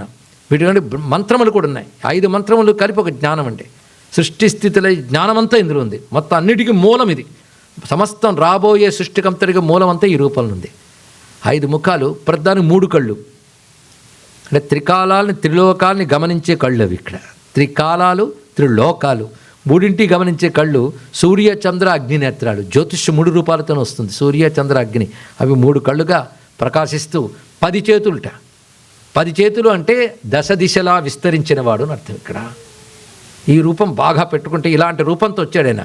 వస్తూ ఉండగానే బ్రహ్మదేవుడు ఆశ్చర్యపోయాడు. ఇదేంటి ఆవిడికి తెలియదు అనుకుని ఈయన ఎవడొచ్చాడు మధ్యలోంచాను. ఇక్కడ ఎవరు నువ్వంటి మహాలింగంగా ఎవడున్నాడో వాడే వచ్చాడు. అంటే భగవంతుడు ఎందుకు రూపం ధరిస్తాడో తెలిసింది కదా. ఒక ప్రయోజనం కోసం రూపం ధరించాడు ఇక్కడ. ఆ ప్రయోజనం కోసం రూపం ధరించినప్పుడు తన తత్వమంతా రూపంలో ఉంటుంది. అలా వచ్చి కనబడుతూ కనుబొమ్మలు ముడి వేశాడు ఆయన. వెంటనే నా కనుబొమ్మల ముడిలోంచి ఒక మహాపురుషుడు ఉద్భవించాడు. ఆయనే కాలభైరవ స్వామి అన్నారు. ఇక్కడ కాలభైరవుడు అంటే ఇక్కడ కాలభైరవుడు అంటే కాలమే భైరవుడు, ఇంకేదో కాదు. అంటే వాచింగ్. కాలం అందరినీ గమనిస్తుంది. ఎవడు ఏది చేసినా కాలం గమనిస్తుంది, దాని ఫలితం ఇచ్చి తీరుతుంది. భగవంతుడు కాలస్వరూపుడు అనుగ్రహిస్తాడు. కాలభైరవుడు అంటే కాలమే భైరవుడు. ఎక్కడి నుంచి వచ్చాడు? భృకుటి మధ్య నుంచి వచ్చాడు. భృకుటి అంటే ఆజ్ఞాచక్రస్థానం. ఆజ్ఞ అంటే ఆర్డర్. ప్రపంచాన్ని శాసించేది ఈశ్వరుడు కాల రూపంలోనే శాసిస్తాడు. ఆ కాలస్వరూపం భైరవ రూపంలో వచ్చింది. వస్తూ ఏం చేసిందంటే బ్రహ్మదేవుడు ఏ తలతో అబద్ధమాడాడో ఆ తలని తీసేసింది. గిల్లిందండి అంతే. గిల్లాడంతే. అది కాలభైరవ స్వరూపం అని చెప్పారు ఇక్కడ. ఆ తర్వాత ఆ మొగలి రేకును శపించాడు శివుడు, నువ్వు నా పూజకు పనికిరావని. ఇక్కడ దీని అర్థం ఏంటంటే అసత్యం ఈశ్వర పూజకు పనికిరాదు, అది దీని అర్థం. అంతేగాని మొగల రేఖ అక్కడి నుంచి పడిందండి, సృష్టి ఏర్పడలేదు కదా, అప్పుడు మొగల రేఖ అక్కడి నుంచి వచ్చిందని పెద్ద అని ప్రశ్న వేశాడు.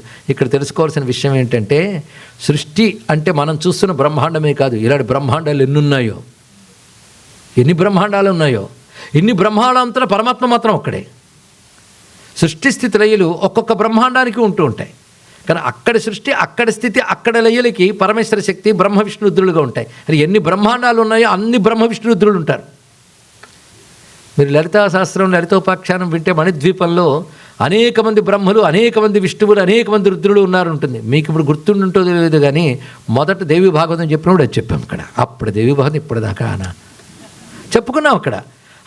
ఎంత గొప్ప కాన్సెప్ట్ చూడండి. నిజంగా సైంటిఫిక్ నాలెడ్జ్తో కూడిన మతం ఏదైనా ఉందంటే అది హిందూ మతం మాత్రమేనండి, అందరూ సందేహం లేదు.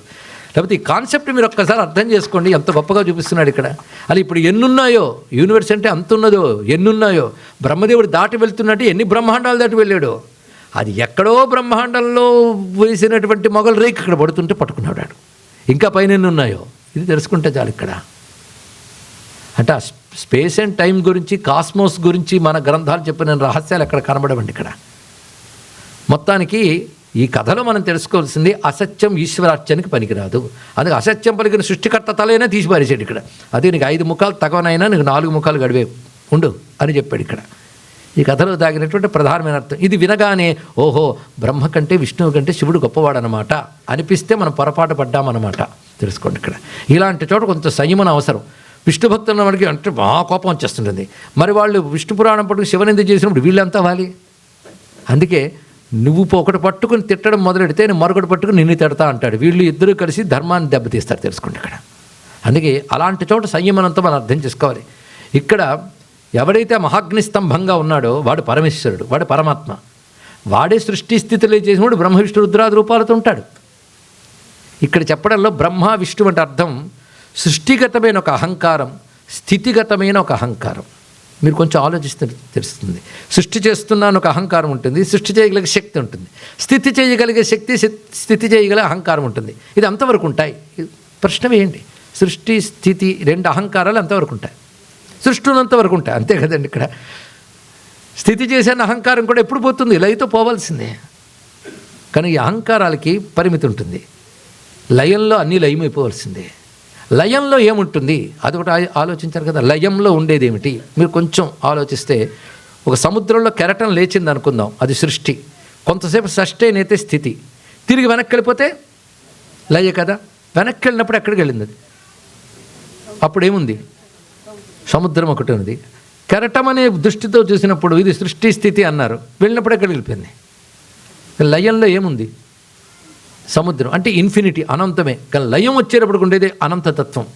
కానీ లయస్థితిలో ఇంకా మొదలు తుది చెప్పలేవు. కెరటానికి మొదలు తుది చెప్పగలవు. నీకు ఏం పని లేకపోతే తీరుకున్నది అనుకోండి, సముద్రం దగ్గరికి వచ్చి ఈ టైంకి ఈ టైడ్ వచ్చింది, ఈ టైంకి వెళ్ళిపోయిందని కాల్కులేట్ చేసుకోవచ్చు. అలా సృష్టికి కూడా నువ్వు టైం చెప్పగలవు, దానికి చెప్పగలవా? చెప్పలేవు. అందుకే దాని ఆది మధ్యాలు తెలుసుకోవాలి, ఆది మధ్యంతములు తెలుసుకోలేవు అనేది అది అంతరార్థం అంటే ఇక్కడ. అంతేకాదు ఈ కథలో మీరు మెడిటేషన్ కూడా చేసుకోవచ్చు కథ ద్వారా. ఎలాగంటే పరమాత్మని ధ్యానం చేసేటప్పుడు మనకి పరమాత్మ మీద దృష్టి పెట్టాలంటే ఏం చేయాలి? ఆ పరమాత్మ అంతటా ఉన్నాడు, నీలోనూ ఉన్నాడు, అంతటా ఉన్నాడు కనుక అంతటా ఉన్నవాడే నీలో ఉన్నాడని ధ్యానం చేసుకో. కానీ ధ్యానం చేసినప్పుడు అడ్డొచ్చేవి 2 పరిశీలించారు. పరమాత్మతో తాదాత్మ్యం చెంది ధ్యానం చేద్దామని మఠం వేసుకున్నా 2 తొలుస్తూ ఉంటాయి మనల్ని ఎప్పుడు. ఒకటి గతం, రెండవది భవిష్యత్తు. ఇప్పుడు ఆలోచించారా? జపానికి కూర్చుంటాం, భగవంతుని ధ్యానం చేస్తూ ఉంటాం, వెంటనే గతం గుర్తొస్తుంది. ఆ గతం గుర్తొచ్చేటప్పుడు గురువుగారి మంత్రం ఇచ్చారు చేస్తున్నాను. ఆ మంత్రం ఇచ్చినప్పుడు ఒక ఆయన అక్కడికి వచ్చి నిలబడ్డాడు. వాడు మాకు కొద్ది నాళ్ళ క్రితం తెలుసు. వాడు ఎంత దుర్మార్గుడంటే, వాడు ఎంత పని చేసాడంటే ఎప్పటికీ ఉన్నాడనమాట వాడు. ఈసారి కనబడ్డప్పుడు చెప్తా అంటూ మాల తిరిగిపోతుంటుంది. కానీ గతం వెళుతుందా లేదా? ఇప్పుడు ఈ ఇన్సిడెంట్ చెప్పాను, ఇంకో లేదు మరొక ఇన్సిడెంట్. గతంలో గడతామా లేదా? కానీ గతం తవ్వుకుంటాం. తెలుగులో మాట్లాడండి. ఇప్పుడు గతం తవ్వుకుంటున్నాడండి అని అనేవారు. గతం తవ్వుకుంటాం. ఇంకోటి రెండోది వస్తుంది భవిష్యత్తు, అది కూడా వచ్చేస్తుంది ఆలోచనలో. గురువుగారు ఈ మంత్రం 40 రోజులు చేస్తే ఫలితం వస్తుంది అన్నారు. ఫలితం వస్తుంటే ఏమొస్తుంది? నాకు నష్టపోయిన డబ్బు వస్తుందా? వస్తే దేనిలో ఇన్వెస్ట్ చేయాలి? అది దేనిలో పెడదాము? రియల్ ఎస్టేట్లో పెడదామా, బంగారం కొందామా? మా ఆవిడైతే బంగారం అంటుంది, నేను మాత్రం రియల్ ఎస్టేట్ అంటాను. మాత్రం సాగుతూ ఉంటుంది, అవన్నీ గుర్తొస్తాయి. ఇది భవిష్యత్తు అండి. అంటే నువ్వు ఉన్న చోట ఉండకుండా అయితే వెనక్కి లేకపోతే ముందుకు, ఇద్దేగా. దానితో నీకు దొరకలేదు పరిస్థితి. అందుకే ఒకటి గతాన్ని తవ్వుకుంటుంది, ఒక భవిష్యత్తు వైపు ఎగురుతుంది. అందుకే గతాన్ని తవ్వడానికి వరాహ రూపం ధరించి, భవిష్యత్తు ఎగరడం హంస రూపంతో ధరించడం చూపించాను ఇక్కడ. ఈ 2 మానేసి లివ్ ఇన్ ప్రజెంట్. ఇదే సాధన అంటే లివ్ ఇన్ ప్రజెంట్. వర్తమానం నుండు. మళ్ళీ వర్తమానంలో రకరకాల వాళ్ళు కనబడుతుంటానండి. ఇలాగుంటూ టైపింగ్లు, మెసేజ్లు, వీడి మెసేజ్ వాడికి ఫార్వర్డ్ చేయ, వాడి మెసేజ్ వాడు ఫార్వర్డ్ చేయ. వీడు ఎన్నాళ్ళకి ఎన్ని మంత్రాలు చదివినా, ఎన్ని దేవతలు చేసినా ఎక్కడ తరిస్తారండి వీళ్ళు. ఇప్పుడు అదొకటి తయారైంది మన పార్టీ. కలిపురుషుడు అవతారం అది. ఇక్కడ సాధనకి పెద్ద అడ్డం కదా. ఇక్కడ మరొకటి లేదు మొత్తం. నేను చూసాము, మొన్నటి వరకు బాగానే ఉండేవాడు, అనుష్ఠానంలో చక్కగా చేసుకుంటే రిటైర్ అయిన తర్వాత అనుష్ఠానం చేసుకుంటానన్నాడు ఒక ఆయన. రిటైర్ అయిన తర్వాత ఒళ్ళో ఫోను, చేతులు మాల. ఇంకా పడగొట్టడానికి ఎన్ని ఉన్నాయండి ఇక్కడ. మొత్తానికి లివ్ ఇన్ ప్రజెంట్ లేదు కనుక అంతటా ఈశ్వరుడు ఉండొచ్చు కాక, ఆది మధ్యాంతరహితుడు అయి ఉండొచ్చు కాక, నువ్వు ఆయన ఆది అంతం తెలుసుకోవాలని ప్రయత్నిస్తే ఫలితం ఉండదు. ఆయనకి ఆది అంతం లేదు, ఆది అంతం నీకు. కనుక నువ్వు చేయవలసింది ఉన్న చోటే ఈశ్వరుణ్ణి చూడు, అది తెలుసుకో. ఉన్న చోట ఉన్న సమయంలో, అది ధ్యానానికి కావాల్సిన ప్రక్రియ. ఈ కథనంతటి అద్భుతంగా మనం ఎన్ని అన్వయించుకోవచ్చు ఒక్క కథ ద్వారా. అలాగే టైం, కాలాన్ని నువ్వు ఎలా నిర్దేశిస్తావు? భగవంతుడు కాలస్వరూపుడే శాసిస్తున్నాడు. దేన్ని శాసిస్తున్నాడు? అనేక బ్రహ్మాండాలను శాసిస్తున్నాడు. బ్రహ్మాండం అంతా ఒక కాలం ఉండదు. అరే భూమి మీదే కాలం అటు ఇటు కనబడుతుంది, బ్రహ్మాండం అంతా ఒక కాలం ఉంటుందా? ఇక్కడ కొన్ని 1000 ఏళ్ళు గడిస్తే అక్కడెక్కడో 2 రోజులు గడుస్తుంది మరో చోట. అంటే రిలేటివిటీ ఆఫ్ టైం. ఇది కూడా మన గ్రంథాలు చెప్పి ఈ మధ్య హాలీవుడ్ సినిమాలు తీస్తున్నారు దీని మీద. సరే, మొత్తానికి ఆ విధంగా కాలం కూడా, కాలం గురించి మీరు ఆలోచిస్తే గతం ఎక్కడ మొదలైంది వెళ్ళగలరా? ఎంతవరకు తవ్వుకుంటారండి గతాన్ని? ఎంతవరకు తవ్వుతారు చెప్పండి? ఇక్కడ హిస్టరీ ఏదో కంకాళాలు లెక్కలు కట్టి ఫలానా అప్పుడు సృష్టి ప్రారంభమైందంటే ఇవాళ థీరీ రాగారు వీడు నోబెల్ ప్రైజ్ ఇస్తారు. 2వ ఏడు ఆ థీరీని ఖండిస్తూ మరో థీరీ వస్తుంది, వాడికి నోబెల్ ప్రైజ్ ఇస్తారు. ఇక్కడ ఎవడైనా కాలానికే మొదలు కనుగొనగలరా చెప్పండి? ఇక్కడ కనుగొనలేడు, అంతము కనుగొనలేరు. ఇది వెళ్ళిపోతుండేది మహాప్రవాహం. కనుక దాని గురించి ఆది మధ్యాంతాల గురించి గొడవ పడకుండా ఉన్న చోట పట్టుకో ఈశ్వరుడు. ఇది అంత మంట మండుతున్నప్పుడు ఎక్కడ చేయబెట్టే కాలుతుంది కదా. అలాగే అంత పరమాత్మ నువ్వు ఎక్కడ ఉపాసించినా పట్టుకోగలవు. ఇక్కడ ఇప్పుడు ఈ కథ చూస్తే మన శివ విష్ణు భేదాలన్నీ పోయాయి, ఉన్నదంతా పరమాత్మ ఇక్కడ. అందుకే ఎప్పుడైతే బ్రహ్మదేవుడికి బుద్ధి చెప్పాడో అప్పుడు బ్రహ్మ విష్ణువు కలిసి ఆయన స్తోత్రం చేశారు ఆ లింగాన్ని. అప్పుడు పరమేశ్వరుడు చెప్తాడు, ఇది లీలగా జరిగిందే తప్ప మనం ముగ్గురం వేరు కాదు నాయనా, మన ముగ్గురం ఒకటే. కొద్ది కాలం తర్వాత బ్రహ్మదేవుడి భ్రూమధ్యం నుంచి నేను మరొక రూపంతో వస్తాను, ఆయన రుద్రుడు అంటారు. ఆయన నుంచి ఇంకా చాలా రూపాలు వస్తాయి. ఇది జరగబోయేటువంటి ప్రక్రియ. ఇది ఒక బ్రహ్మాండానికి సంబంధించిన ఈ సబ్జెక్ట్. ఇలా అన్ని బ్రహ్మాండాలు ఉంటాయి. కానీ ఎన్ని బ్రహ్మాండాలు ఉన్న బ్రహ్మ విష్ణు రుద్రులని మూలమైన ఈశ్వరుడు ఒక్కడే. ఆయన్నే మీరు సదాశివుడని, మహావిష్ణువని, బ్రహ్మదేవుడని అనుకోవచ్చు. సమిష్టి అది. ఇది ఒక్కొక్క దానికి విడివిడిగా. ఈ ఒక్క తత్వం మనం తెలుసుకుంటే ఈ కథలో ఎంత మర్మం, ఎంత అందం ఉందండి ఇక్కడ. అప్పుడు పరమేశ్వరుడు ఏమిటంటే ఈ జ్ఞానం మీకు నిలబడడం కోసం నేను ఒక మంత్రాన్ని చెప్తున్నాను అంటూ బ్రహ్మ విష్ణువులకు మొట్టమొదటి ఉపదేశించిన మంత్రము శివపంచాక్షరి మంత్రాన్ని ఇచ్చాడు. అది కూడా ఒక్కొక్క ముఖం నుంచి ఒక్కొక్క అక్షరం చొప్పున వచ్చింది. ఎందుకంటే మనం ఇంతవరకు చూసిన లింగం ఉంది, మూర్తి ఉంది. లింగానికో మూర్తి లేదు, అమూర్తం అంటారు దాన్ని. కన్ను ముక్కు చెవి ఇత్యాదులు లేవు, దాన్ని నిష్కళం అంటారండి. కన్ను ముక్కు చెవి చేతులతో కనబడితే సకలం అంటారు. నిష్కళం ఎప్పుడు ఒకటిగానే ఉంటుంది, సకలములు చాలా మారుతాయి. ఇవాళేమో పంచముఖాలతో వచ్చాడు, తర్వాత అర్ధనారీశ్వరుడు వస్తాడు, తర్వాత నటరాజు వస్తాడు. ఇవన్నీ సకలములు. అంటే ఒక రూపము మూర్తి ఉంటే సకలం అవుతాయి. ఇది నిష్కళం కనుక లింగము నిష్కళతత్వము అని అంటారు. ఇక్కడ నిష్కళతత్వం అంటే భేదములు లేకుండా సమస్తము ఒకటిగా కనబడుతున్న స్వరూపం పేరు నిష్కళతత్వం. కానీ లింగం నిష్కళం, రూపం సకలం. ఈ మాట గుర్తుపెట్టుకుంటే చాలు. ఇక్కడ ఇలా వచ్చినటువంటి స్వరూపంలో ఆ నిష్కళమైనది మనకు జ్యోతిస్వరూపంగా కనబడింది. ఎవరికి? బ్రహ్మకి విష్ణువుకి జ్యోతిస్వరూపం దర్శనమిచ్చింది. ఇది జ్యోతిస్వరూపం. శబ్దరూపంగా మరొక లింగం ఉందిట, అందులోంచి వచ్చింది అది. అది శబ్దలింగం అంటారు. శబ్దలింగం అంటే ఓంకారం శబ్దలింగం. ఓం, ఓంకి ఏమైనా అర్థం ఉందా లేదా? ఉందా? ఏమిటండి కన్ఫ్యూజను? ఓం అనేది సాహిత్యార్థం లేదు, కానీ అర్థం లేదని మాత్రం లేదు. ఓం ఒక శబ్దం, అది అంతే. ఈ శబ్దం ఎవరు తయారు చేయలేదు, అది పరమాత్మ నుంచి వ్యక్తమైంది ఆ శబ్దాన్ని. ఓం అని దాని శబ్దలింగంట. ఆ లింగము ఇది రెండు ఒకటే అన్నాడు ఇక్కడ. ఎందుకంటే ఓంకారం అనగానే అందులో 5 భాగాలు ఉన్నాయి. అకార, ఉకార, మకార, బిందు, నాదములు. మొత్తం 5 భాగాలు ఉన్నాయి. కలిసిపోయి ఓం అయింది ఇక్కడ. విడదీస్తే ఆ ఊమ, బిందు, నాద. విడదీశం కానీ కలిసి ఉన్నాయి ఓంకారం. ఓంకార లింగమైతే మీరు విడిగా చూస్తే అకార, ఉకార, మకార, బిందు, నాదములు. అలాగే ఓం మహాలింగమైతే ఆకార, ఉకార, మకార, బిందు, నాదములు 5 తలలుగా ఆవిర్భవించిన పంచముఖ శివస్వరూపం అండి ఇక్కడ. కానీ పంచముఖుడు అంటే ఇప్పుడు తెలిసిపోయింది కదా, ఓంకారం యొక్క మూర్తే. కానీ ఓంకారాన్ని శబ్దలింగం అంటారు. ఇప్పుడు కనబడిన దాన్ని అగ్నిలింగం అంటారు ఇక్కడ. కనుక లింగంలో సర్వం ఉన్నాయి. లింగం అంటే ఒక దాన్ని గుర్తు చెయ్యునది, ఒక దానిని గుర్తు చెయ్యునది. అంటే ఇది చూస్తే అది గుర్తొస్తే దీని లింగం అంటారు ఇక్కడ. ఇది డిక్షనరీ మీనింగ్. అలాగే మనం శివలింగం అంటాం, అంటే ఇది చూస్తే శివుడు గుర్తొస్తాడు, రాయి కాదు అది ఇక్కడ. కానీ శివుడిని గుర్తు చేస్తుంది కనుక శివలింగం అన్నాం. కానీ అంతేకాదట, లింగం అనే మాటే శివుడి పేరు. అది తెలుసుకునే ప్రయత్నం చేద్దాం. లింగం అంటే గుర్తు చేయనిదని మాత్రమే కాకుండా, లింగము అంటే లీయమానమిదం సర్వం బ్రహ్మణ్యేవ లీయతే లయనా లింగముచ్యతే ఇత్యాది వాక్యాలు చెప్పారు ఇక్కడ. ఏది అన్నిటి యందు లీనమయ్యిందో, ఏది, నేను తెలుగులోనే చెప్తున్నా, గుర్తుపెట్టుకోండి, అందమైన డెఫినేషన్. ఎందుకంటే రేపు పొద్దున్న మిమ్మల్ని అన్య వాళ్ళు వచ్చి అడగచ్చు, లింగం ఎందుకు ఇక్కడ పెట్టారు, లింగం అంటే ఏమిటి అని అడిగితే మనకి అధునాతలను ఏం చేశారంటే అశ్లీల అర్థాలు రాశారు లింగ శబ్దానికి, అవయవపరమైన అర్థాలు రాశారు. అది ముందు క్లియర్ చేసేసుకోవాలి మనం. ఇక్కడ లింగం అనే మాటకి అసలు మీనింగ్ చెప్తున్నాం. లింగం అంటే ముందు చెప్పేది గుర్తు, ఇది దాన్ని గుర్తు చేస్తోంది అని, గుర్తు చేయని, జ్ఞాపకము చేయున్నది అని అర్థం ఇక్కడ. కానీ పరమేశ్వరుని గుర్తు చేస్తుంది లింగం అని ఇక్కడ. ఇప్పుడు అర్థం చూడండి, అన్నీ దేనియందు లీనమై ఉంటాయో, అన్నీ దేనియందు లీనమై ఉంటాయో, అన్నిట్లో ఏది లీనమై ఉంటుందో అది లింగం. ఇప్పుడు తెలిసింది కదా. ఇప్పుడు మీరు అర్థం చేసుకుంటే ప్రపంచమంతా పరమాత్మ యందే లీనమై ఉంది.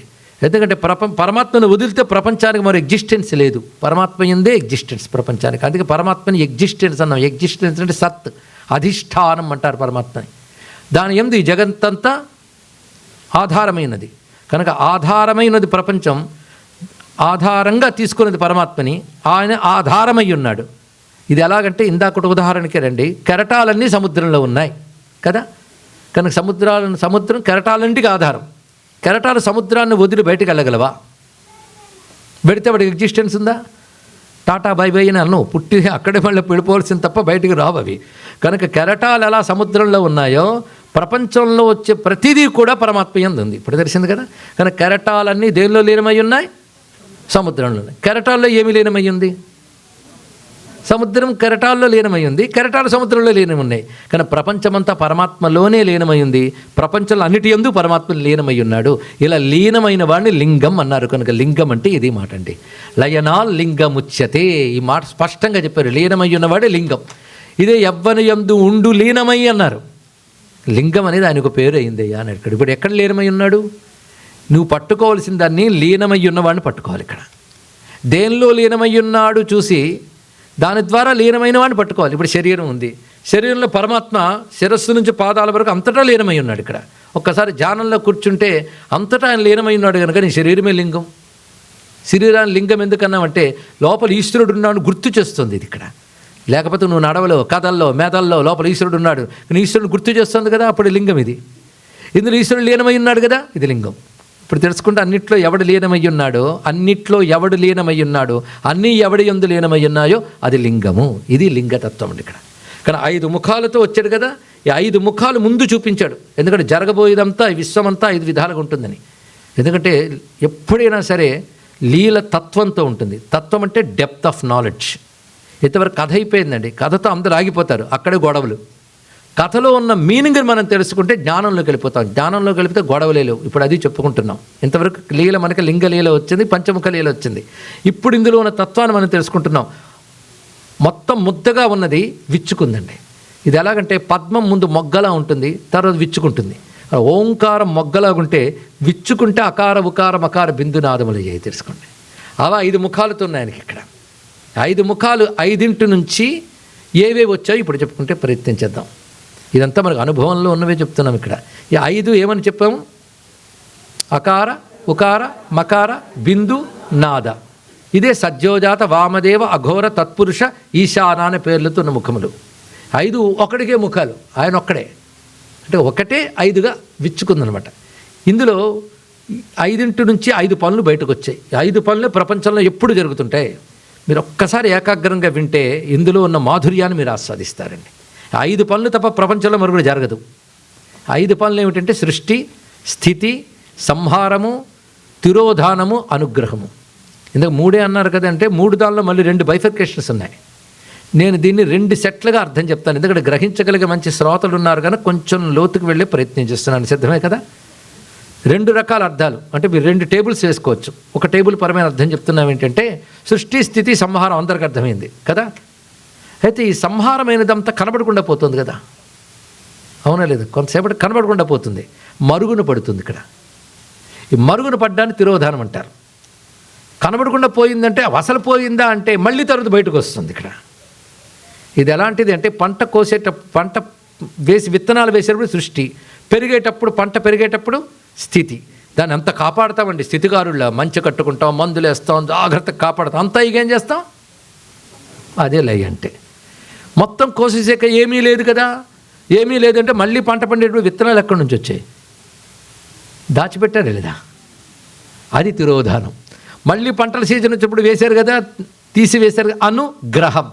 ఇదివరకు ఎక్కడ ఆగిందో దాని నుంచి తీసుకున్నారు కనుక అనుగ్రహం. సృష్టిలో 5 అన్ని చోట్ల జరుగుతుంటాయండి. ఈశ్వరుడు కృత్యం 5 అంటే అన్ని చోట్ల 5 ఉండాలి. మీలో కూడా నేను చూపిస్తాను 5. మీలో అంటే నాలో కూడా, అందరిలోనూ. పొద్దున్న లేచాం, సృష్టి. ఇంకా స్థితి, పొగలంతా పనులు చేసాం. రాత్రి ఇంటికి వెళ్ళాక ప్రళయం. నిద్రపోతాం, అవునా లేదా? ఇంతవరకు ఉన్నదంతా లోపలికి వెళ్ళిపోతుంది, ఎక్కడికి వెళ్ళిద్దో తెలియదు. కనుక ఏమిటో మనల్ని మనం మర్చిపోతాం, మన ఊరు మర్చిపోతాం, మన శరీరం మర్చిపోతాం. అప్పుడు ఇదంతా మరుగున పడిందా లేదా? కనుక తిరోధానం అయిపోయింది కదా. పొద్దున్న లేచినప్పుడు నిన్న పడుకున్నప్పుడు ఎలా ఉన్నారో అలా లేచారు. నిన్న దాన్ని అనుసరించి ఇప్పుడు గ్రహించారు. అదే పొద్దున్న లేవగానే నా పేరేంటండి అని పక్కవాడిని అడగట్లే మనం అక్కడ. అంటే నిన్నటి దాని నుంచి అనుసరించి గ్రహించారే లేదా? పరిశీలించండి. అంటే పంచకృత్యాలు జరుగుతున్నాయో లేదు లోపల? అన్ని చోట్ల ఇదే జరుగుతుంది, ప్రతి ఆస్పెక్ట్లో. కనుక అర్థం తెలుసుకుంటే మన మతం ఇట్ ఇస్ మోస్ట్ సైంటిఫిక్ అండి. ఇది ఒక రిలీజియన్ కాదు. The scientific and philosophical religion ఏంటంటే ఓన్లీ హిందూయిజం. తెలుసుకోండి ఇక్కడ. కనుక ఈ 5 మనలో జరుగుతున్నాయో లేదా? మీరు అలా పరిశీలిస్తే అన్నింటిలో ఉంటుంది ఇక్కడ. అలాగే సృష్టి మొదలైంది, స్థితి ఉంది, లయమైంది, మొత్తం ప్రళయకాలంలో మొత్తం లీనమైపోయింది, కనిపించలేదు ఒక్కడు కూడా. మళ్ళీ సృష్టి ప్రారంభమైనప్పుడు ఇదివరకు ఎక్కడ ఆగిందో అక్కడి నుంచి మొదలవుతుంది ఇక్కడ. అవి 5. కనుక 5 అన్ని చోట్ల ఉన్నాయి కదా. ఈ 5 ఒక సెట్ పెట్టుకోండి. మరొకటి 5ంటికి మరొక అర్థం చెప్తున్నాను మళ్ళీ. అంటే ఇది మర్చిపోండి అని చెప్పడం లేదు, కీప్ ఏ సైడ్. మరొక అర్థం చెప్తున్నాను ఇక్కడ. సృష్టి, స్థితి, లయ అందరికీ తెలుసు. ఇవి మనం చేయగలమా? ఒక్కసారి ఆలోచిద్దాం. సృష్టి, స్థితి, లయ అంటున్నాం, వినేస్తున్నారు కానీ మీరు, మనం ఎవరైనా చేయగలమా? ఆలోచించి రేపు చెప్తారా? మన వల్ల కాదు, తెలుసు కదా. సృష్టి, స్థితి, లయలు మనం చేయలేదు. మనం చేయలేని పని ఎవడో చేస్తున్నాడు కదా, వాడిని ఈశ్వరుడు అంటారు అంతే. ఇక్కడ తెలుసుకుంటే చాలు ఇక్కడ. కానీ సృష్టి, స్థితి, లయ అయిపోయింది ఇక్కడ. ఈ సృష్టి, స్థితి, లయలతో పాటు మరో 2 పనులు చేస్తున్నాడు ఆయన. అది కూడా ఎవరూ చేయలేరు. అదేంటో చూద్దాం. ఎవరైతే ఈ సంసారమే ప్రపంచం, ఈ సత్యమే, ఇదే సత్యం అనుకుని తిరుగుతూ దీనికోసం రాగం ద్వేషం పెంచుకొని ఎవరైతే అటాచ్మెంట్ పెట్టుకుంటారో, వాటి కోసం కర్మలు చేస్తారో, వీళ్ళు మళ్ళీ పుడతారు. వాడికి ఎంత చెప్పినా భగవంతుడు అర్థం కాడు. ప్రపంచమంతా పరమాత్మ అండి అని చెప్తే వినడానికి బాగుంటుంది కానీ అనుభవానికి రాదు. అంటే భగవంతుడు అంతటా ఉన్నాడు, అంతటా ఉన్న తెలియబడట్లేదు కదా. మనం 4 సార్లు భాగవతం వింటే ఇందుగలడు అందులేడు సందేహం వలదు పద్యం నోటుకొస్తుంది. కానీ అంతటా పరమాత్మ ఉన్నాడని మాత్రం మనకు స్పృహ రాదు, అవునా లేదా చెప్పండి. కానీ ఒప్పుకుంటాం భగవంతుడు ఎక్కడున్నంటే అంతా రామమయం, ఈ జగమంతా రామమయం అని పాటలు పాడతాం. సర్వం బ్రహ్మమయం, సర్వం విష్ణుమయం, సర్వం శివమయం పాటలు బాగుంటాయి కానీ అది అనిపించదు. అంటే ఉన్నదంతా ఆయనైనా అనిపించట్లేదు కదా, దాన్నే మరుగు అంటారండి. దీన్నే అవిద్య అంటారు ఇక్కడ. ఈ మరుగు ఎవడు వేస్తున్నాడు? మనం కాదు, పరమేశ్వరుడు వేస్తున్నాడు ఇక్కడ. ఎందుకు వేస్తున్నాడు? ఊరికినేనా కాదు, నీకు అజ్ఞానం ఉంది, తెలుసుకునే యోగం లేదు కనుక నీకు ఆ మరుగు ఉంది ఇక్కడ. కనుక దాన్ని తిరోధానం అంటారు. సృష్టి, స్థితి, సంహారం, తిరోధానం. దీనికి మరొక పేరు బంధం. బంధం అంటే అటాచ్మెంట్ విత్ సంసార, సంసారంతో అనుబంధం పేరు బంధం. ఇది ఉందా లేదా? అందరికీ ఉంది. అయితే ఎవడో ఒక్కరిద్దరు తెలుసుకుని బయటకు వస్తారు. అప్పుడు వాళ్ళు బంధం నుంచి బయటకు వచ్చేవాడిని ముక్తులు అంటారు ఇక్కడ. దాన్ని మోక్షం అంటారు ఇక్కడ. అంటే దాన్ని పొందలేని వాళ్ళ కోసం బంధం, పొందగలిగే వాళ్ళ కోసం మోక్షం. ఈ 2 ఇవ్వగలిగేవాడు ఈశ్వరుడే. అందుకే నా జ్ఞానం వచ్చేసిందే, మోక్షం వచ్చేసిందే అంటే ఇంకా అజ్ఞానం ఉందని అర్థంట. మోక్షం ఈశ్వరుడు అనుగ్రహం లేనిది రాదు. బంధం కూడా ఈశ్వరుడి వల్లే. ఈశ్వరుడికి ఊరికేనే ఇవ్వడు, నీ కర్మల కొద్దీ ఇస్తాడు. కానీ ఇప్పుడు సృష్టి, స్థితి, సంహార, బంధ, మోక్ష. ఈ బంధ మోక్షాన్ని తిరోధానం, అనుగ్రహం అంటారు ఇక్కడ. బంధం ఉన్నంతకాలం భగవంతుడు తెలియబడ్డ కనుక తిరోధానం. భగవంతుడు తెలిస్తే మోక్షమే, అది వచ్చేసింది. కనుక ఇప్పుడు 5 తెలిసింది కదా. ఇప్పుడు మనకు ఒక్కడ అర్థమైంది, ఏమైనా కాకపోయినా 5 మనం చేయలేం. 5 చేసేవాడేవాడు వాడు ఈశ్వరుడు. కానీ పంచకృత్య పరాయణ, మీరు లలితా శాస్త్రంలో ఇదే చదువుతున్నారండి. పంచకృత్యములు అన్నారు ఇక్కడ. ఈ పంచకృత్యాలు ఒకే పరమేశ్వరుడు చేస్తున్నాడు, 2-3 కాదు. ఆ చేసేటప్పుడు ఆయన పేర్లు మారే అంతే. సృష్టి కాలంలో బ్రహ్మ అని, స్థితి కాలంలో విష్ణువని, లయకాలంలో రుద్రుడని, తిరోధాన కాలంలో మహేశ్వరుడని, అనుగ్రహ కాలంలో సదాశివుడని చెప్పబడుతున్నవాడు ఇక్కడ. ఇంకా చెప్పాలంటే ఆ చివరిది ఏదైతే ఉన్నదో ఆ 3 లయ కార్యాలే, అవునా లేదండి.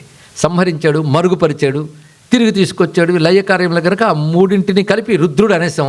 ఇంకా బైఫర్కేట్ చేస్తే మహేశ్వర సదాశివ అన్నాం. ఇప్పుడు చెప్పండి, పంచకృత్యాలు తప్ప ఇవన్నీ ఉన్నాయి ప్రపంచంలో. కానీ పంచకృత్యాలు మనం చేయట్లేదు కనుక, పంచకృత్యాలు ఎవడు చేస్తున్నాడో వాడు పరమేశ్వరుడు కనుక పంచకృత్యాలే పంచముఖాలుగా పరమేశ్వరుడు ప్రత్యక్షమయ్యాడు. ఇప్పుడు రూపాన్ని ఎలా చూడాలో తెలుసుకోవాలండి. ఇక్కడ ఈ 5 నుంచి ప్రపంచాన్ని నడపడానికి 5 భూతములు ఎలా సృజింపబడ్డాయో చూడాలి. ఇక్కడ సృష్టి, ఇది భూమికి సంబంధించిన తత్వం. స్థితి జలతత్వం, జలం లేకపోతే స్థితి లేదు. 3వది సంహారం, అగ్నితత్వం.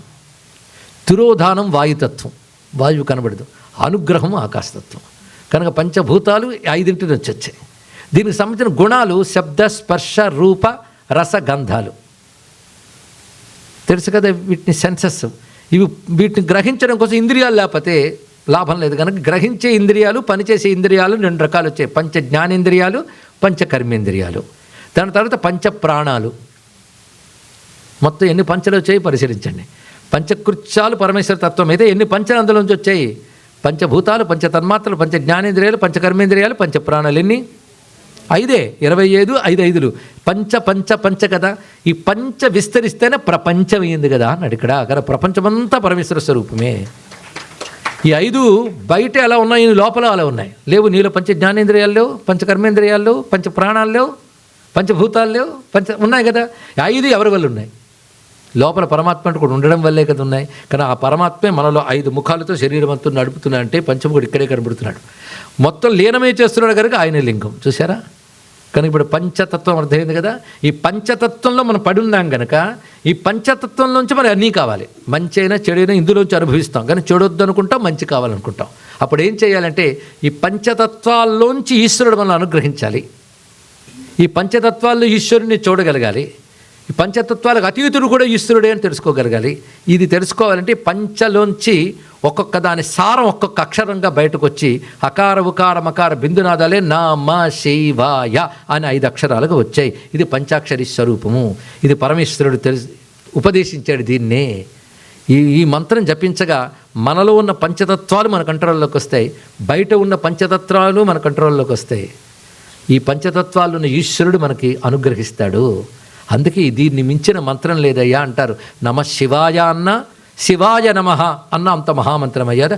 ఓంకారం నుంచి విచ్చుకుంది కనుక ఓంకారాన్ని సూక్ష్మ ప్రణవం అంటారు, పంచాక్షరిని స్థూల ప్రణవం అంటారు. స్థూలం అంటే గ్రాస్, సూక్ష్మ అంటే సెటిల్.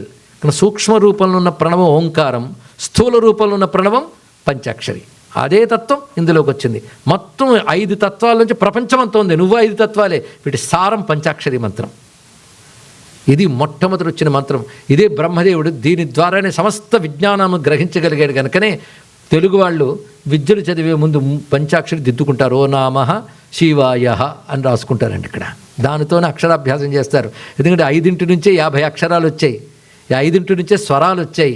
సమస్త విజ్ఞానం దాని నుంచి ఉద్భవించింది కనుక నమశివాయ అంటే కేవలం శివునికి నమస్కారం అనే కాదయ్యా, ఇందులో సర్వరహస్యాలు దాగి ఉన్నాయి. అంత విశేషం. పైగా సజ్జోజాత వామదేవ అఘోర తత్పురుష ఈశాన పంచబ్రహ్మ మంత్రాల్లో ఒక్కొక్క మంత్రం నుంచి ఒక్కొక్క అక్షరం చొప్పున వచ్చింది కనుక ఇది సర్వ విశ్వసార రహస్యమైన మహామంత్రమైంది పంచాక్షరి.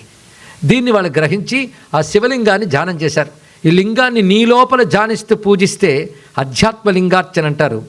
బాహ్యంగా ఒక లింగమునందు ఆరాధన చేస్తే బాహ్యలింగార్చన అంటారు. ఇంకా నీ లోపల పరమాత్మను చూసే స్థితి లేనంత వరకు బాహ్యలింగార్చన చెయ్యు.